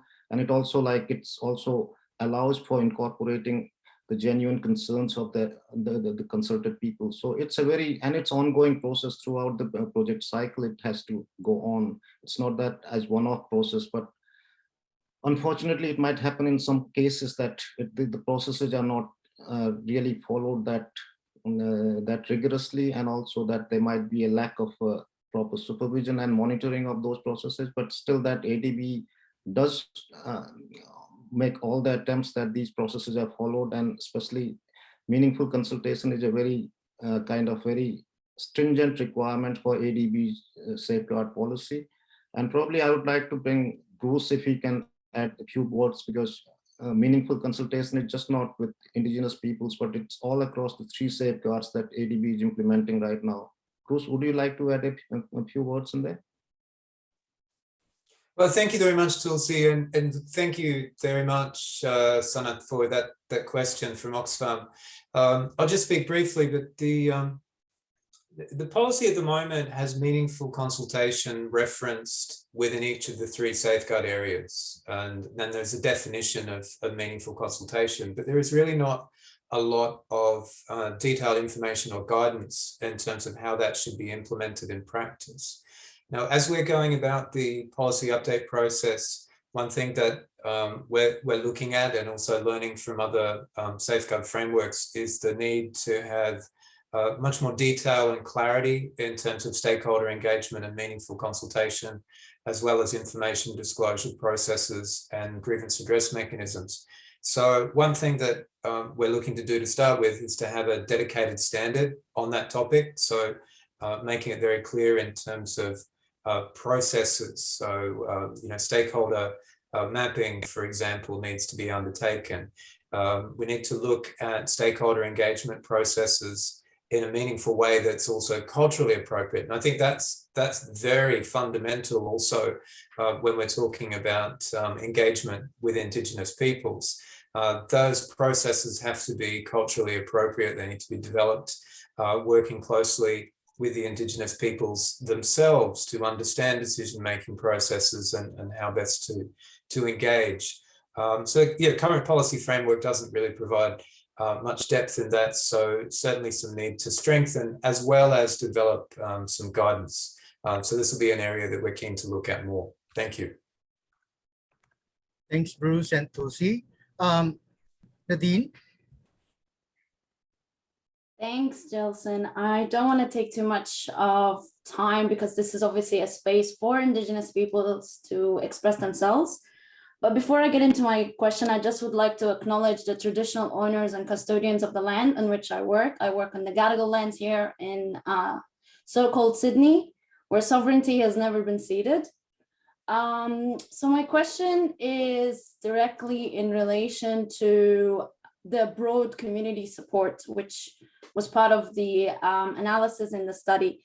Now, from my understanding of, for example, the Indigenous Peoples Safeguards, particularly the principles outlined in the SPS, paragraph 4, where it says, these are the criteria that you need to establish or you need to kind of tick if you were to trigger this particular safeguard. However, it doesn't actually go into detail, for example, as to how can ADB truly ascertain that it has achieved broad community support, especially because there are no disclosed documentation in the Indigenous People Plan, which is currently part of the safeguard, which can showcase that the community has consented to land expropriation or the impacts, either verbally, ceremonially, or in writing. And obviously in our previous discussion, we already talked about the clear oversight over clients, borrowers, and the obvious implementation problems faced by the ADB when it comes to SPS application. So I'm just wondering, how is the ADB then, in previous projects that it has financed on Indigenous land, how did it truly ascertain that it has achieved broad community support for Indigenous people? And furthermore, how is then in the dedicated standard that Bruce just highlighted, is that going to be applied, or is there going to be a shift to FPIC? Thanks. Thanks, Nadine. The question also from Mr. Tusi Yukidoy is a bit similar, where he mentioned the importance of moving away from BCS to FPIC, but what does it look like in practice? Tusi, would you like to speak directly, or you want me just simply to read? Sure. Hello, can you hear me, Jelson? Yes, sir. Go ahead. Excellent. Okay. Yeah, I'll be brief. Let's see. As you said, my comment here has to do with FPIC, free, prior, and informed consent, not free, prior, and informed consultation. And in fact, I'm a little unclear about where ADB current stands vis-a-vis FPIC. Since you have brought up the issue of broad community support,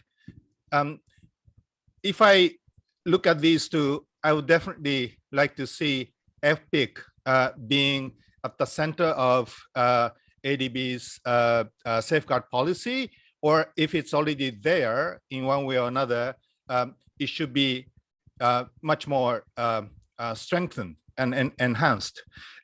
But at this point, what I would like to see, and we can certainly have debates over the topic for the coming month.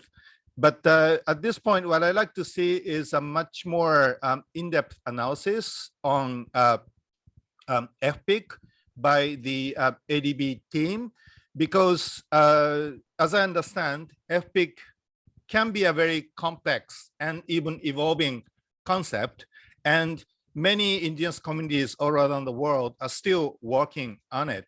And when it comes to operationalization, I think we can look into lots of issues. So I like to suggest that the ADB team should do a much more in-depth and informed analysis over FPIC. For instance, in comparison to how some of the other MFIs have incorporated them in into their safeguard policy. And I'd like to know what the ADB team think about this suggestion. Thank you. Thanks to Tushi and Nadine. Your questions are clear, so I will not attempt to repeat those. So these questions will go to Azim, sorry, Tulsi and Madhu, and if Bruce also would like to add anything, please do come in, Bruce. Okay, so Tulsi. Okay, thank you very much, Nadeem and Tulsi. And firstly, on BCS, like in the existing SPS that we have, the broad community, seeking broad community support, as explained in the presentation earlier, that it is required in 3 specific cases. And within the policy, I think that the SPS, that is IP safeguards, there are specific requirements that needs to be met, and which are again quite robust. Like as I pointed in my presentation, that wherever there are IP safeguards at trigger, we need to conduct a social impact assessment that needs to be very thorough. And so BCS needs to kind of include the findings of as social impact assessment. What were the finding of social impact assessment, and what kind of impacts will be there on the indigenous peoples there. And then other area that is required quite to be included in the BCS is that what we did talk about, the meaningful consultation. That's again very robust processes that need to be followed on a meaningful consultation. That again I have explained in my previous response. And then also there are, if any specific agreements related to the project, for example, based on the consultations, that there has been any modification in the project design, or any efforts are made to reduce the impacts on the indigenous peoples communities, they also need to be included and documented in those in the BCS process. And also any formal agreement that are between the indigenous peoples communities and the project proponent. There could be some kind of agreements that, like, what the project will do for the indigenous peoples communities in that particular area. So those also need to be documented, and all these documentation need to be very properly done. And ADB, as I said previously during my broad community support presentation, that ADB reviews all these documents to its satisfaction that the broad community support really exists. And also on top of that, ADB is also required to do its own due diligence, that it needs to go and see, actually, it's again field-based, it's not just desk-based or documentation-based. ADB's own due diligence is field-based. It needs to go to the field and interact with the indigenous people's communities and get satisfied that the broad community support really exists. So the processes are quite robust, and with all these now new technologies like videography and all these things are not necessarily need to be in the papers, but rather these can be easily videographed, and one can see that, okay, the responses of the community are quite spontaneous and not kind of written down or paraphrased in the document. So I think that there are lots of robust processes there that would establish that the broad community support really exists for the project, and it is not just like a kind of IWAS. So that's what on BCS I would like to say. And what would be the next, Jelson? I think that it's about the adoption or transition from BCS to FPIC. So maybe we could give it to Madhu, and after Madhu, I understand Bruce would like to add a little on the strengthening the monitoring and the risk-based approach. Thank you, Jelson, and thank you, Tulsi. For the BCS, ascertaining BCS, to Nadine's question, Tulsi, I just add a point. I'm just an example. What happened in Chittagong Hill Track project, how it was documented. So obviously there was this governance system which had the GRAM, the lowest local body at the village level up to the district level, So there was an agreement that was documented there. While at the same time, there was also an assessment of the indigenous people's political and cultural organization and their decision-making process. So consent was also taken from those bodies. So there were two arms of the administration. One was the administrative arm.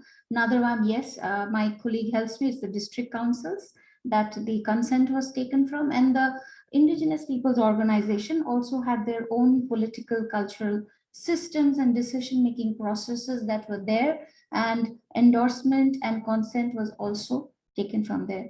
It is quite a successful project, and actually in that project, the land boundaries of the indigenous peoples obviously were not demarcated. Most of the time, we would say, oh, that's our land.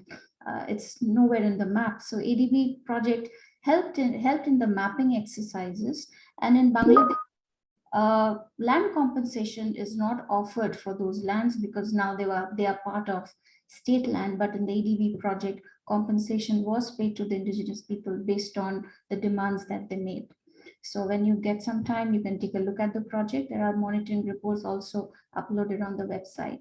So the point is, there are ways of documentation. Tulsi elaborated a list how it can be done, but I do agree that our revised policy should have very detailed guidance on how to ascertain, in what kind of context, what should be done. Over here, we at least had the indigenous owned organization. We also had the administrative arm, how these work together. If nothing of that sort is available, then how do you ascertain, document the broad community support or FPIC? Okay, coming to the question. Yeah. So then coming to the second point on FPIC about operationalization and that whether we should have an in-depth study for it, I completely agree. And ADB aspires to move to a higher standard, which is FPIC.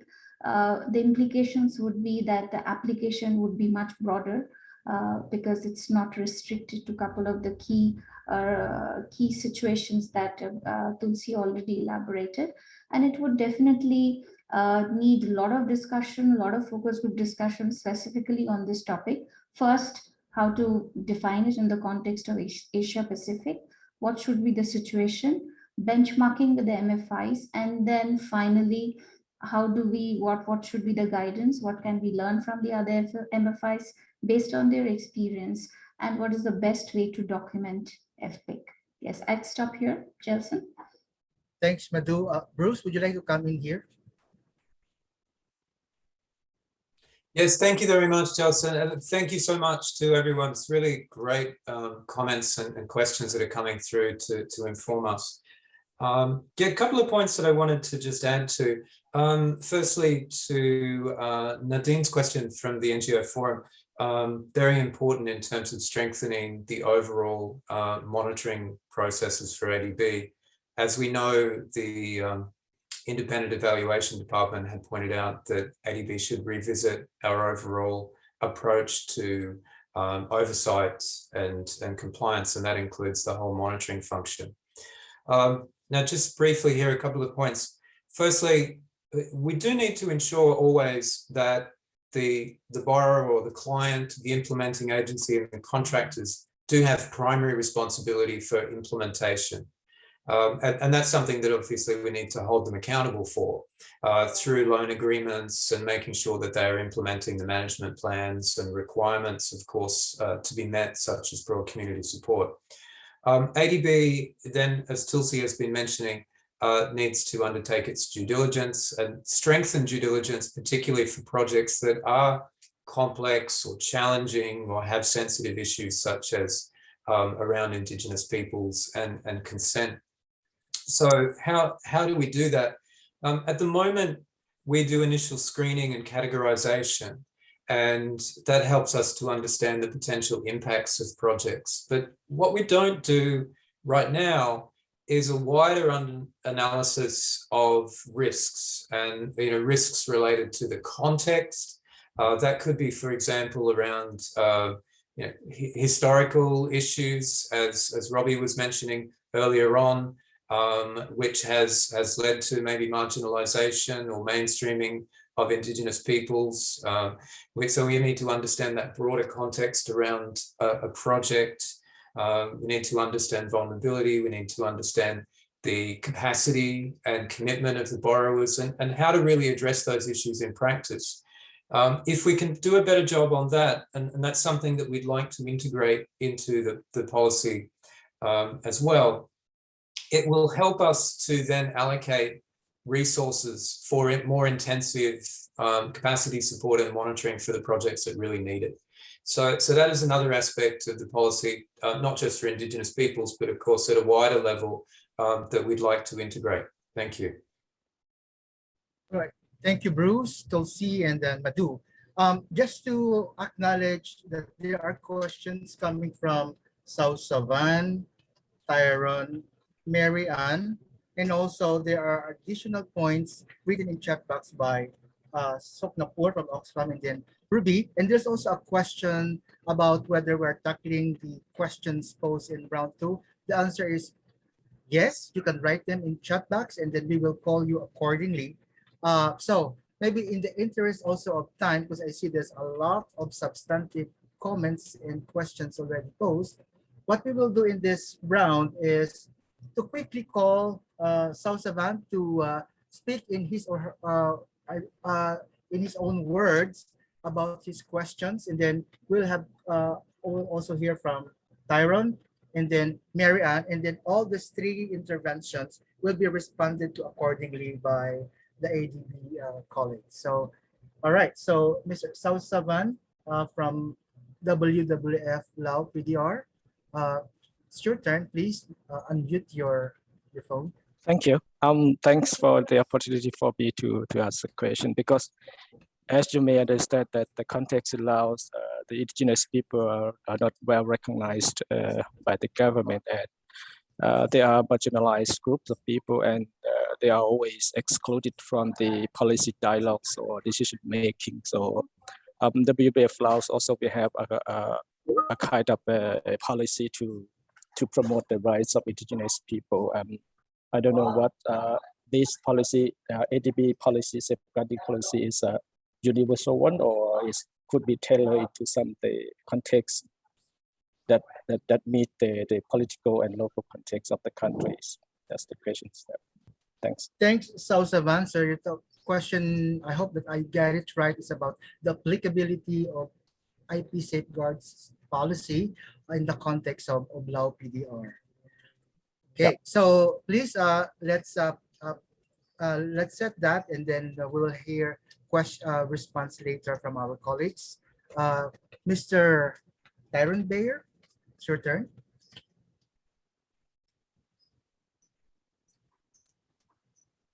Are you still in the room?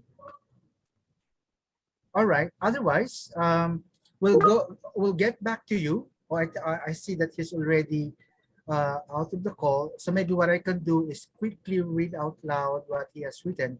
So Mr. Tyrone Bayer is from the Philippine Task Force for Indigenous Peoples' Rights. He said the implementation of safeguard policies must also consider and look into the diversity of indigenous people's current political and decision-making systems. There are different levels of persistence and disintegration of traditional social-political systems in the different indigenous groups. So I believe this deals with the question of national level legal regulatory framework or maybe country safeguard system. So this is a question that will also go to Tulsi and then Madhu. So let's go to Miss Mary Ann Bayag. Over to you, Miss Mary Ann. Hello, everyone. So I'm Manja. I'm from the Philippines. I just raised this one on in relation to redress mechanisms and how the policy will make it easily accessible to indigenous peoples, because that is one of the gap in relation to the respect of indigenous peoples in access to justice, and also in how the policy can integrate or respect the indigenous justice systems of the indigenous justice systems of the communities affected. So I would like to see the policy on its article on redress mechanisms to be as easily accessible for indigenous peoples without the heavily technical or legalistic processes or procedures that are usually found in other policies. Thank you. Thanks, Mayor. And I think you raised a very important point about how to integrate the indigenous justice system in the project level grievance redress mechanism. I'd like to call on Ms. Zara Abbas, who's actually leading the study, to provide the response a little later. No? So, okay, let's finish this round first, and then we'll go to another questions that are comments written in chat box. So, may I ask Tulsi to respond to question from Mr. Saul Savan from the Balidapil of Laos, and also Madhu, and then on question from Tyron Bayer, and then Ms. Zara Abbas on question coming from Marianne.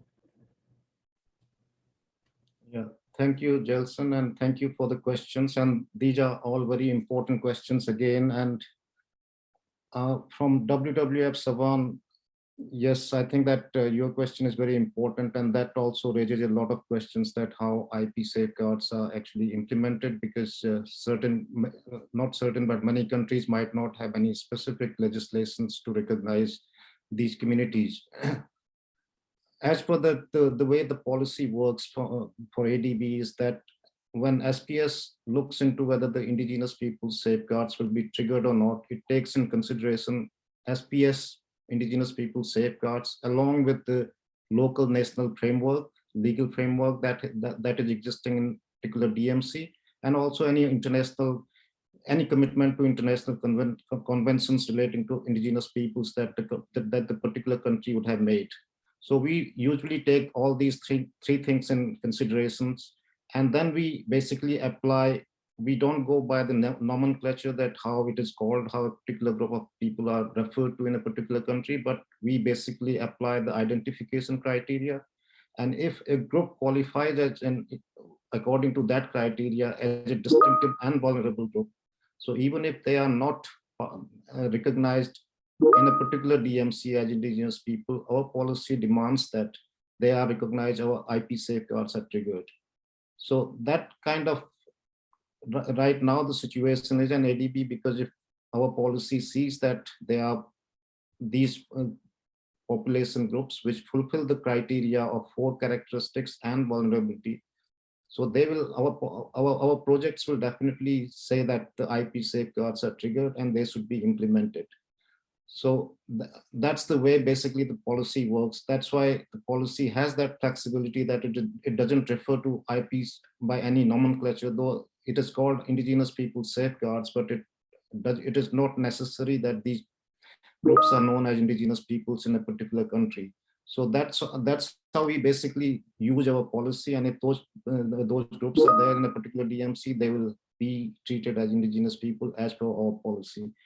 I think that also kind of a response to the Philippines question from Philippines that talks about the diversity on national level. That basically that's the way. Is that the question, Jelson? Second one. That's right, Tulsi. Yeah, so I thought that that would be the response to the second question. So question also that how the diversity of, like, if we basically go by the identification of the indigenous groups that our policy calls indigenous peoples group. So, but they could be called by different names in a particular DMC. So we basically, the way that we apply our policy is very clear that we have an identification criteria, and if that is met, then our policy will be triggered. And on GRM, Madhu, are you going to add something on there? Or Zara? Zara. Zara. Yeah. Yes, can you please repeat the question? I'm sorry, I missed it. Basically, the question coming from, oh, okay, I'd rather have Mary Ann to re-articulate that. Back to you, Mary Ann, please, sorry.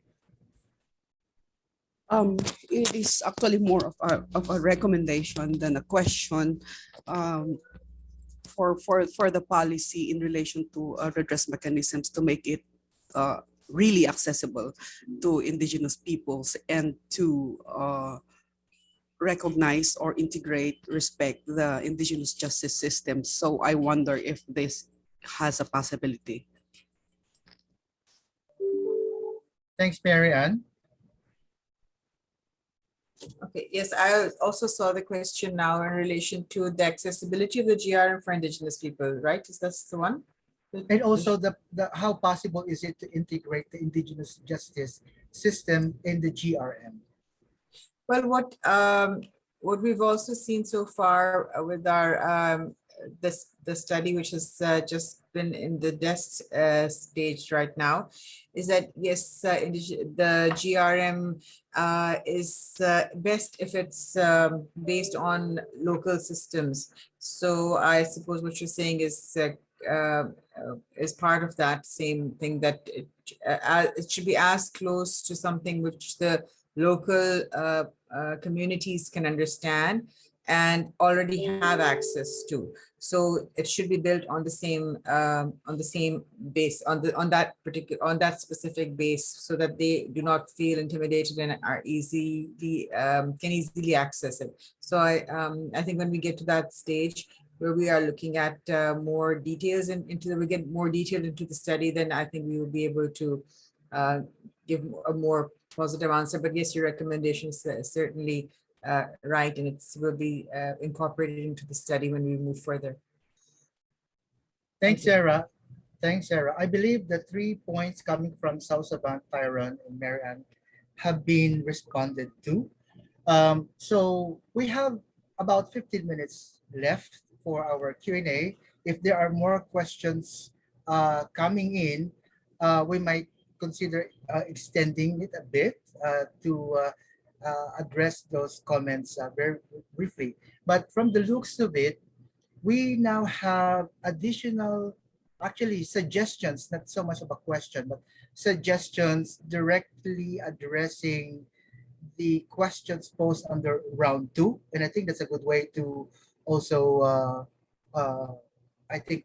transition our open forum. So what we will do then is, again, to call the participants who have written their questions in chat box. Let's begin with Mr. Suknakpur from Oxfam.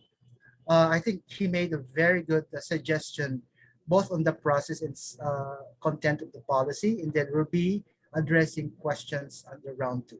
So shall we go back to you, Mr. Suknakpur from Oxfam?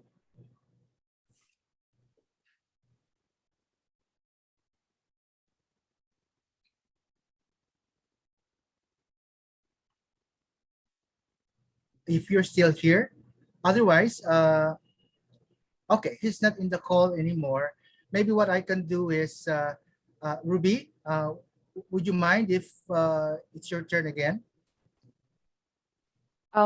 Yes, thank you, Jason. Although I typed my responses in the chat box for the questions under round 2. So I support the recommendation from the evaluation, no, on the need for capacity building for those who are implementing the safeguard policy at the country level. But at the same time, for Indigenous peoples, translation and simplification of the SPS is also important for them to know what this is all about and how they can utilize this for those who are directly affected by projects, and of course awareness raising and capacity building on how they can effectively participate, for example in the SIA, in how they can send their grievances in the grievance mechanism procedures that are set in place at the project level and up to the AD, the accountability mechanism, and other processes within the project. No, but on top of this one, it's also important that when there are violations reported on the implementing violations to the safeguard policy, I think it's also important for the ADB to look at, especially if they are major, to look at possible suspension or how they call that, temporary stoppage of projects where there are really major concerns in relation to human rights violations. Not this. I I don't know if there were sanctions before that were provided on cases of alleged violations on projects, and if they are major, um, I think concrete actions have to be done on this also by the ADB. On the second question on the policy, no, as I mentioned earlier, a lot of governments still don't have a legal framework on the recognition of the collective rights of Indigenous peoples as enshrined in the UN Declaration on the Rights of Indigenous People. So support on this from the ADB is also important to ensure that policies are in place to strengthen the recognition of Indigenous peoples' rights. On the third point on how we can ensure Indigenous peoples effectively participate, it's really the free, prior, and informed consent process. No, the FPIC process is not just it's not a procedural process. It's not a one-off process where Indigenous peoples give their consent and it's finished. It's a iterative process. Now, it's not, there's no standard procedure. Indigenous peoples have different governance system and different decision-making system. Now, what Indigenous peoples are doing now are they are actually articulating their systems of decision-making and governance. And there are community protocols that have already been developed by some Indigenous communities in Cambodia and Nepal. Some communities have articulated some of their procedures on how FPIC should be conducted. So they should be documented, no? But again, if documentation is done externally, they should have a validation process also with the Indigenous peoples, because the interpretation and analysis, even if the documentation is complete, the interpretation and analysis may be different. So validation process on this documentation is also important. And yeah, I think those are my points for the round 2 questions. Thank you, Ruby. My suggestion is to get our colleagues from ADB to respond to, I would say, the depth and breadth of your recommendations. Ruby, there's a lot in there. Again, without misrepresenting, I heard your suggestions with regards to improving the communications, the translation, the importance of awareness building, capacity, awareness raising, and capacity building as part of the consideration for policy implementation. I hope that we could get Tulsi and Madhu and Bruce to respond to this. You also mentioned about the importance of recognizing that still many states or governments do not recognize the rights and the collective resources of Indigenous people. So how can ADB, through its support to this government, help these DMCs to recognize such rights? You also mentioned about the importance of free, prior, informed consent, where there's really no standard procedure. This is an iterative process. However, there are already well-documented community protocols on how to do FPIC right, especially coming from Cambodia and Nepal. And I think these are going to be quite helpful in this consultation, in the policy deliberation. So may I ask Tulsi, Madhu, uh, Bruce to respond to the suggestions, please, before we go to the suggestions also from Mr. Soknakpar. So anything at that time, we're going to wrap this Q&A part. Thank you, Robbie, for all these suggestions. They are very valid and very important, and they will definitely help us in our analytical study and also to inform the policy that eventually come out of these consultations and our studies. So these are very helpful, and thank you very much for providing these recommendations. And firstly, capacity building. I think that the capacity building is the one area that ADB still follows, that it requires capacity buildings mainly for the particularly for the for the implementing agency right now, so that they can understand what kind of requirements are there to implement Indigenous Peoples Safeguards. So the capacity building part will still continue during the updated policy, as I assume that it is a necessary and important part of the policy update, and it will remain there. And especially like during the initial years of policy update and its implementation, it will be quite rigorous because it will be a new policy, and even ADB staff will need its capacity building. So that's obviously there in our radar there, that the capacity building will be continued. And AFPIC, obviously, that it is an important area that we are looking into, and the analytical study will be doing a very in-depth analysis of this. And we also had some kind of consultations with the MFIs last year through a webinar where we did discuss about the differences between AFPIC and BCS, and also that how easy or how difficult it is to kind of move from BCS to AFPIC. So, but we will still continue and try to, and we will learn from our MFI colleagues that how they are finding the whole implementation of AFPIC in their updated policies now. So that is also there. Possibly we will have another round of discussions with them, that what are the kind of constraints they do face, and what are the areas that are easy to implement of the AFPIC. And we certainly agree with you that AFPIC should not be just procedural, that once we have sought the AFPIC of the indigenous people at the beginning of the project, then we forget about it, but it should be an ongoing process. And I think that it would be like on the meaningful consultation, which are quite ongoing process. So similarly, AFPIC will need to be an ongoing process. So, but that again, we will be looking into our study that how it is being done with other MFIs, and how easily how practical and how easy it is to implement this requirement.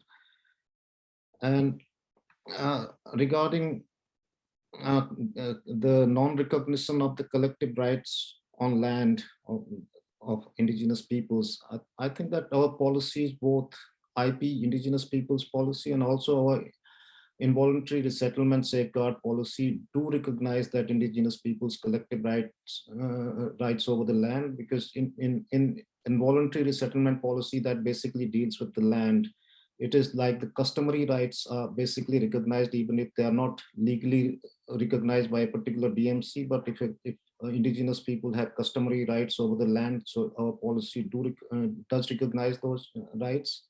And similarly, as you could have seen that in our existing policy, that the customary and ancestral land are very important to decide the distinctiveness of the indigenous peoples. So those rights are quite well incorporated in our policies in both indigenous peoples and involuntary resettlement policies. But we will, and obviously we'll continue to working on them, that how better we can improve on them. And Madhu, I think that in her previous like response on Chittagong Hill also mentioned that how the ADB project helped in mapping and eventually kind of probably formalizing those rights, those customary rights over the land. So those kind of, whenever we have those kind of projects, we work, and it is also part of the Indigenous Peoples Safeguard that wherever there are any projects that lead and that relates to land rights, so we have that needs to recognize the customary rights of the indigenous peoples in that particular area. So that is already kind of built in even in the existing policy right now on IP safeguards. Did I miss something, or shall I hand over now to Madhu or Bruce if they would like to elaborate on participation topic or something on that, on those lines? Let's have thanks Tulsi. Let's have Madhu, because I know that I may have missed reiterating the point raised by Ruby when it comes to the sanctions for violating the SPS, and I think she also raised in the context of a clear violation of human rights. So what's the liability for the, for the parties involved? And I know that we're also doing a work on the human rights aspect. So I think Madhu is well positioned to respond to it. Madhu, please. Yeah, I mean, in terms of, I see on your chat that recommendation on sanctions to violations to the SPS and ADB putting its foot down on faithful implementation of SPS. I mean, I can just say that we try our best to ensure that faithful implementation of SPS happens. Whenever we identify violations in our project, we have our own internal system which is triggered, where we field a mission, we assess the situation, we negotiate with the client, and the sanction, yes, in the end, normally we would go towards that process. But I think since we are, it's a development project, we try and solve the problem, because sanctioning the problem, what we have noticed during project implementation is actually puts the people at more risk, because then ADB intervention is not there. So there can be further violations. So that's what we fear. And that's the reason we keep sanction as the last resort. But in the meantime, we work, we consult with our client, we go to the community, we bring in additional resources, we bring in all kinds of resources that is available, we bring in experts as needed to do additional surveys to ensure that violations don't happen. But in some cases, we find there is, there is understanding about the policy as well as the requirements. Sometimes there are gaps, so we also have to meet those gaps. We also have then, when you have a community where certain violations have already happened, they are also not ready for negotiation. So you have to basically facilitate that whole process, which takes time. Definitely, we take your point and we will discuss this further in terms of when the sanction should actually come. Because what our experience, and I think all my safeguard colleagues would agree, that cancelling a loan can be extremely easy, actually. But actually resolving the problem can be most difficult. And by resolving that, we have ended up actually improving the systems of the clients in many, many cases. Few of them might have gone for compliance review or OSPF, but not all. So there are many, many of them where systems have improved because of some, I wouldn't say violation, but because of some major grievance. So that would be there, but we take your point and we would definitely have opportunities to discuss this further. In the meantime, as Jelson highlighted, we are also trying and doing a benchmarking exercise in terms of how other MFIs have basically dealt with human rights, I wouldn't say violations, but addressing human rights issues in their policies. The study is ongoing. We will also share information about it and how ADB can best incorporate that in their policy, whether it's possible. But as you know, this is a topic that also has to be a consensus has to be built around, all the issues that we discussed today, all the key critical points that are coming from all the specific topics that we are discussing either in IP or in voluntary resettlement. It has to be discussed and shared with all the stakeholders. There will be a triangulation of information amongst all. There will be a documentation of all the feedback that you have in a summary form, which will be posted on the website, which will be shared by the DMC partners. The recordings will be shared. And then finally, when we come to the stage of very critical provisions in the policy, it is a matter of also another round of discussion, maybe not one round, several rounds of discussion to build a consensus among also stakeholders. Because when we talk to our borrowers, the borrowers also talk about their capacity, what they can handle.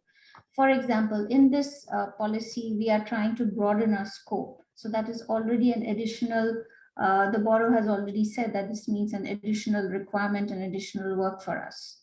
Okay, so how ADB has to respond, how the borrower has to respond. So there are all these pieces of puzzle that we have to put together, and we look forward to excellent constructive suggestions that came up today and many more in the long run. Thank you. Thanks, Madhu. Just want to highlight too that in response to the so-called violation, Tulsi mentioned that there is a corrective action plan that is being developed in case violations are detected. Maybe some of this can be elaborated offline or a little later, if we have time. Unfortunately, we only have, I would say, 10 minutes left. We have gone a little slightly over time, but that's fine. So there are two things that I'd like to do now. One is to quickly read out loud the suggestions coming from Soknakpur from Oxfam, and then maybe just to finish this round of discussion and questions, I will call on Tanya Roberts from NGO Forum on ADB to speak her question. So from Soknakpur from Oxfam, I believe this has some great similarity with the suggestions from Ruby. This is what he said. Increased access of development project information to affected peoples is one of the important things that should be done by the company or the government. 2, increase understanding of indigenous peoples on ADB's safeguard policy. And 3, build capacity of civil society that are monitoring and helping indigenous peoples use this policy. And also increase indigenous people's access to information and provide them enough space for consultation and engagement. And lastly, translate this policy into indigenous people's languages. So I will call on my colleagues later to respond to this, or maybe a reiteration of what has been said, but maybe just to maximize our remaining time. May I now call on Tanya Roberts. Tanya, please. Yeah, thank you very much, Jelson, and thanks for this opportunity. Just briefly, I wanted to raise the point that, I mean, obviously we know that it's very clear that across the region, it's the indigenous people who are defending the land and who are at the very front lines, often being the ones that are where there are heavy violations and intimidation to make way for development projects.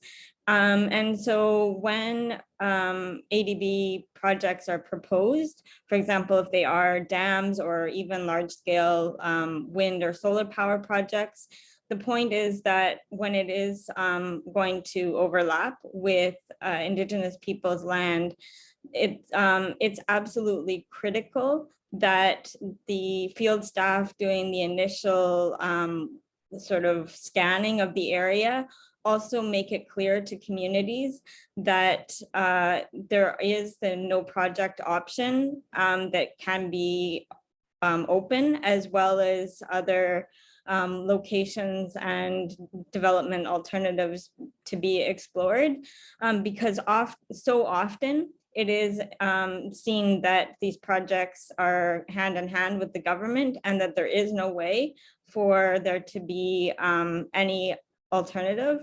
And so, yeah, I just wanted to make that clear that within the policy, that should just be something that is very much from the outset explicit, that field staff are absolutely required to put that forward. And yeah, I'll leave it at that. Thanks a lot.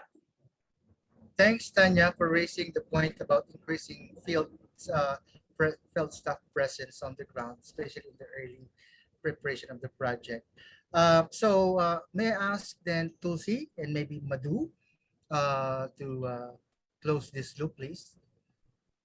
Yeah, responding to Tanya and from Suknak.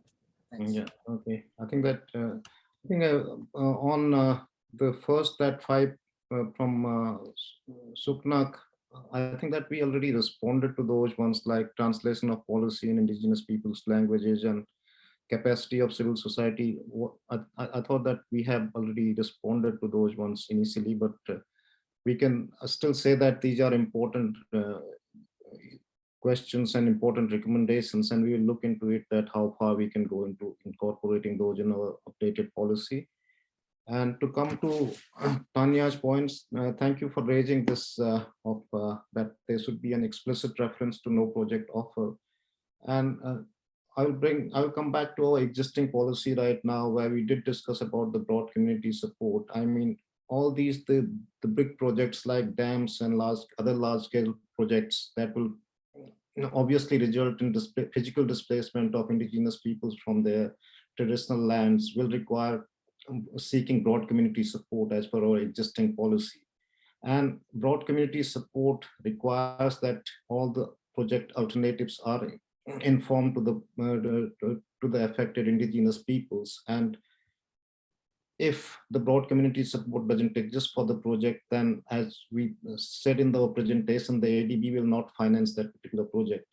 So they are definitely the kind of these provisions are inbuilt, but they are not explicit as well. We would say that no project offer, there is a no project offer, but it is very obvious that people know that if for a project of this kind, which has large scale impact, and if it requires seeking broad community support, and if there's no broad community support, ADB will not finance that project, so it will not go ahead. So I mean, they can obviously have an option there that, okay, they can say that we don't need the project here. So, and we will see that how we can build in this provision in our updated policy. So we'll be discussing that, and probably you and other colleagues can also suggest us that what would be the best way to kind of make it more explicit than it already is there. And obviously that if we go for AFPIC, that there would be similar kind of requirements. If there's no AFPIC, then probably the project won't go ahead. So we are doing studies on that also, that what would be the best option and how best we can incorporate that,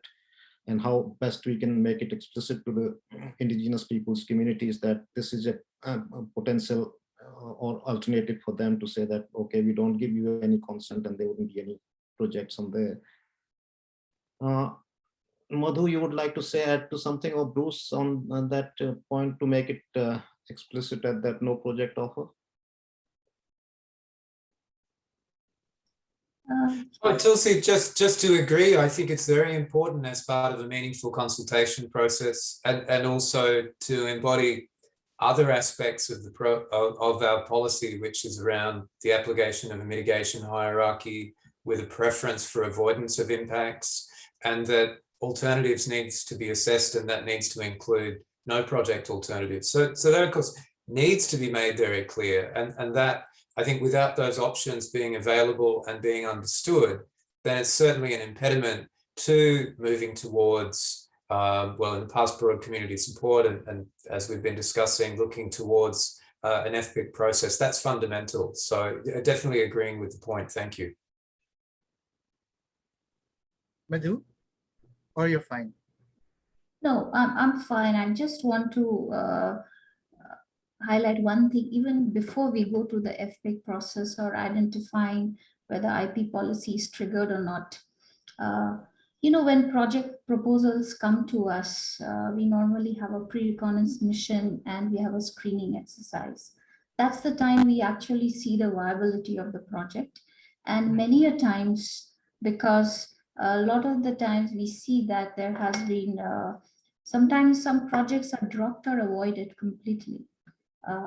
They are not financed because we think that it's some, the adverse impacts may be too difficult to address properly, or sometimes there may be no alternate designs where you can avoid those land. Sometimes, the land is locked, the entire land is the ancestral domain of indigenous communities, and maybe that's the right fit from the engineering point of view for a project. So those are the times ADB also withdraws, but we withdraw at a much early stage.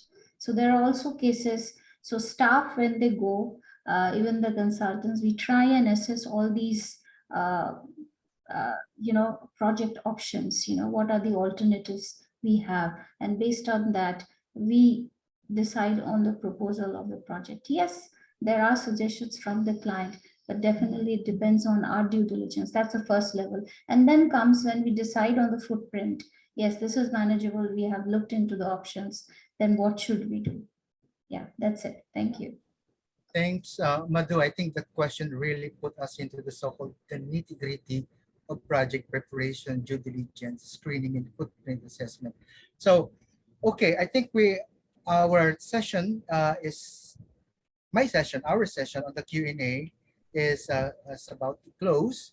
I will not attempt to summarize the key points that we discussed. It's actually the role of Bruce Dunn, who will be doing the wrap up a little later. But there are two things that I would like to think best describe our substantive discussion for over 80 minutes, and that's thorough and propositive, constructive. So on that note, we thank you all for your valuable inputs. I will now turn over to Azim to do the quick poll. Please join us in this quick poll because there are two parts in this. So there's one that's a quick poll, and the other one is to get your written feedback on how we can improve it. So back to you, Azim.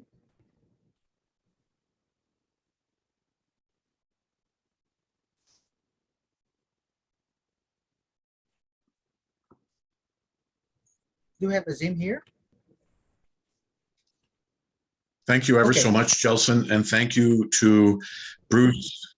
I'm here. Can you hear me okay? Yes, we can now. So back to you, sir. Thank you very much, Jelson, and thank you for moderating that session.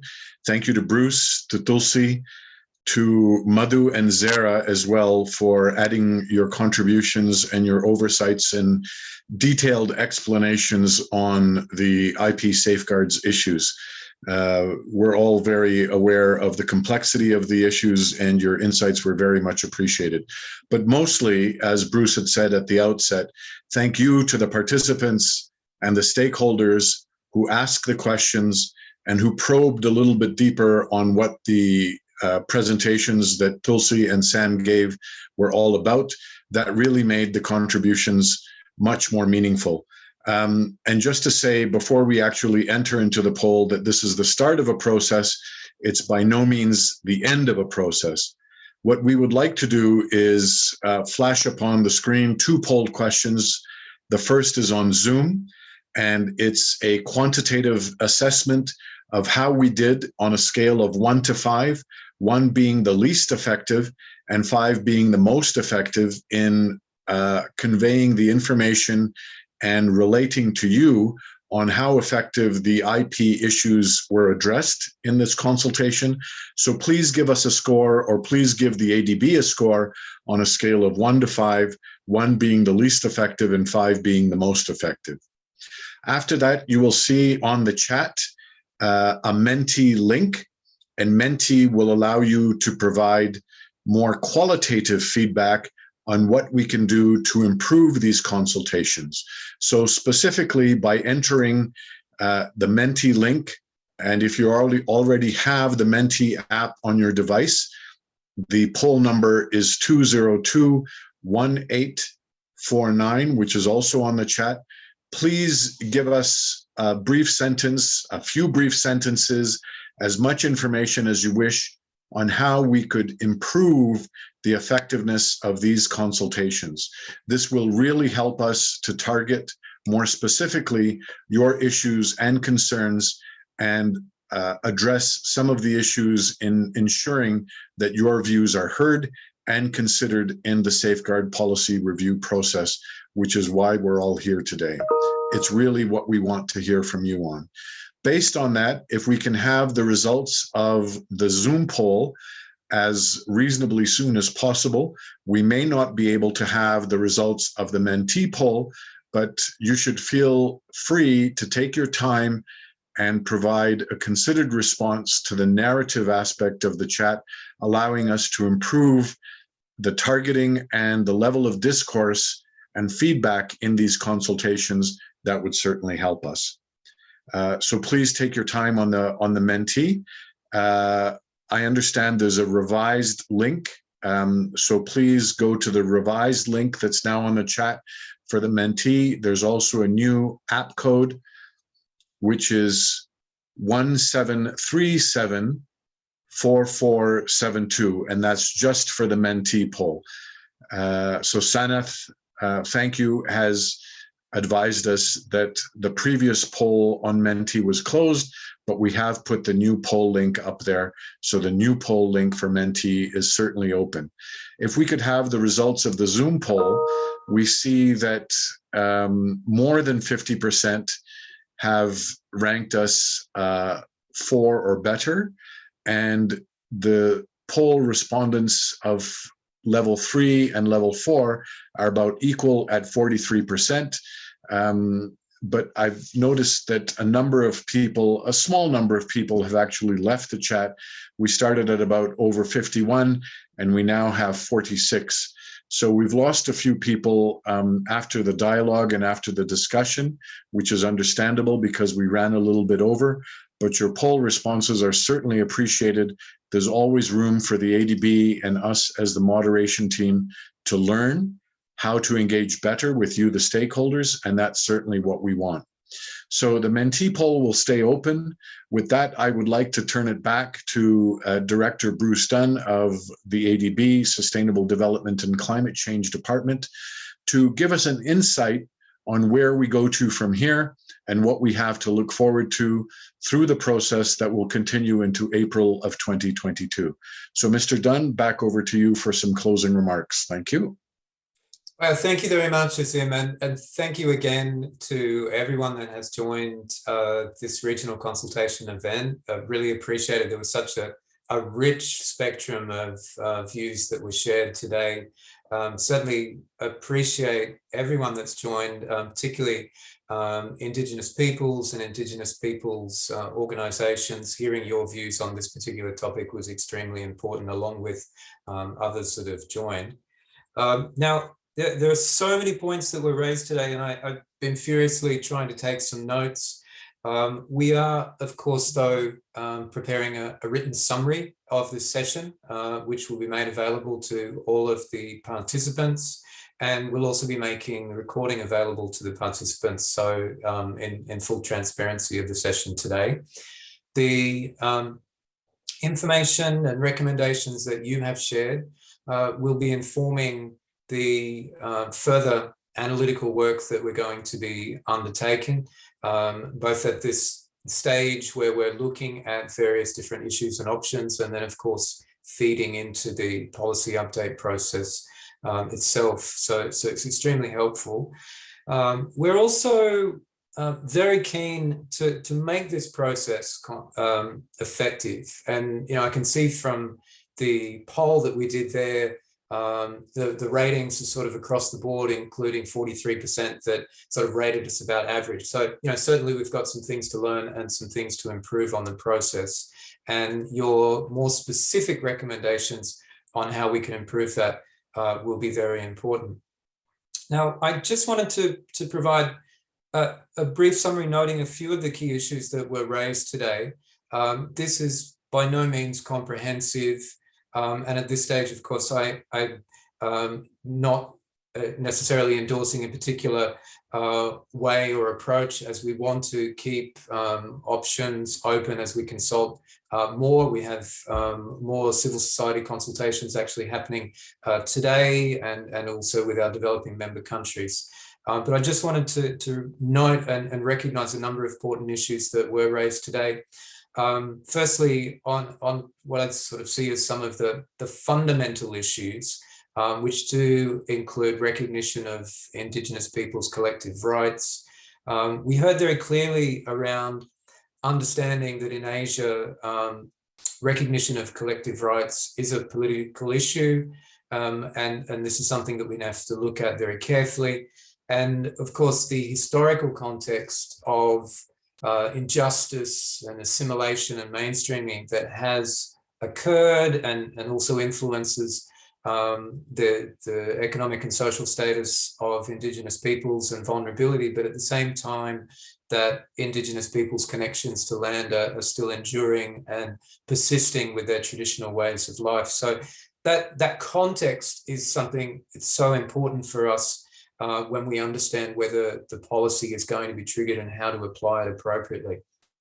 Related to that, we also heard around issues with country systems. These can be problematic. There can be wide differences with our own policy and also with international conventions and practices. And we heard clearly some recommendations for ADB to support further work around strengthening policies and capacities, including around recognition of customary rights. I had some very interesting discussion around Indigenous peoples' identification and policy triggers, issues around self-identification and collective attachment. And we also heard pretty clearly that policy triggers around distinctiveness and vulnerability should be reviewed. And I think particularly around the trigger for vulnerability, there's clear recommendations. Engagement processes need to be made more meaningful and culturally appropriate. I think that was one theme that ran throughout the consultation today, and we're certainly taking note of. Also, I think just towards the end of the session, we heard about consultation processes also needing to make it clear around project assessment processes and also no alternatives assessments. We had good discussion, I think, a number of points around our existing approach for broad community support and recommendations that should move towards free, prior, informed consent with a focus on consent, not consultation. And also a clear recommendation that we need to do more analysis on FPIC, how to define it, learning from existing experiences, and how to implement and operationalize it. And I was also found it very important that points raised around, FPIC is not one thing or a one-off process. It's not a one-size-fits-all. It needs to clearly be based on the Indigenous peoples and the community decision-making processes, essentially the people that will be affected. And that's also informed by more detailed social analysis and engagement. So I think that's an area where, as we've said today, that we'll certainly need to do some further work and would welcome further inputs on. For implementation of policy, there was also a wide range of issues that were mentioned. For time, I'm not going to go into all of the details here, just to highlight a couple of things. GRMs, we heard, grievance redress mechanisms, we heard from quite a number of people around the need for these to be much more culturally sensitive and linked to culturally appropriate decision-making processes of Indigenous people and also involve them in the processes. Capacity, it's also very critical, and capacity obviously relates to capacity of Indigenous people to be able to actively engage in processes that affect them and to be supported through that, including with appropriate documentation, but also capacity of the borrowers, the clients, and ADB itself. So they were all very important. And then lastly, I'll just come back to very important points that were raised. One was the need for face-to-face consultations with Indigenous people throughout this process of the policy update. And we have committed to organising consultations with affected people or people that have been involved both positively and negatively in projects that ADB has supported and financed. So that's something that we're planning, and we'd like to ensure that that includes a number of projects with Indigenous peoples. There was also a recommendation early in the meeting around obviously the need for further analysis, and that should be informed by Indigenous peoples' views, including the potential for ADB to support Indigenous peoples with undertaking studies. And I think that's an interesting recommendation. Now, moving forward with that, we would like to establish a focus group bringing together representatives of Indigenous peoples and Indigenous peoples organisations and civil society so that we can have follow-up consultations and to involve you also in the direction of those. We're going to be reaching out around how best to structure that. And I think something we could do would be to establish a focus group, and within the context of the first meeting with a focus group, also look at some of the next steps with issues that need to be explored further, you know, such as we've heard today around FPIC, around grievance redress mechanisms. What are the list of critical topics that really do need further study and further consultation on? So these are things that we're very keen and committed to do and to discuss further with you. So thank you again for engaging today. I apologize that we did run quite a bit over time, but we wanted to make sure that there was space to hear very much from the different views. So much appreciated again. And please do take care until the next time that we have an opportunity to meet. So thank you again. And this concludes the session today. Thank you.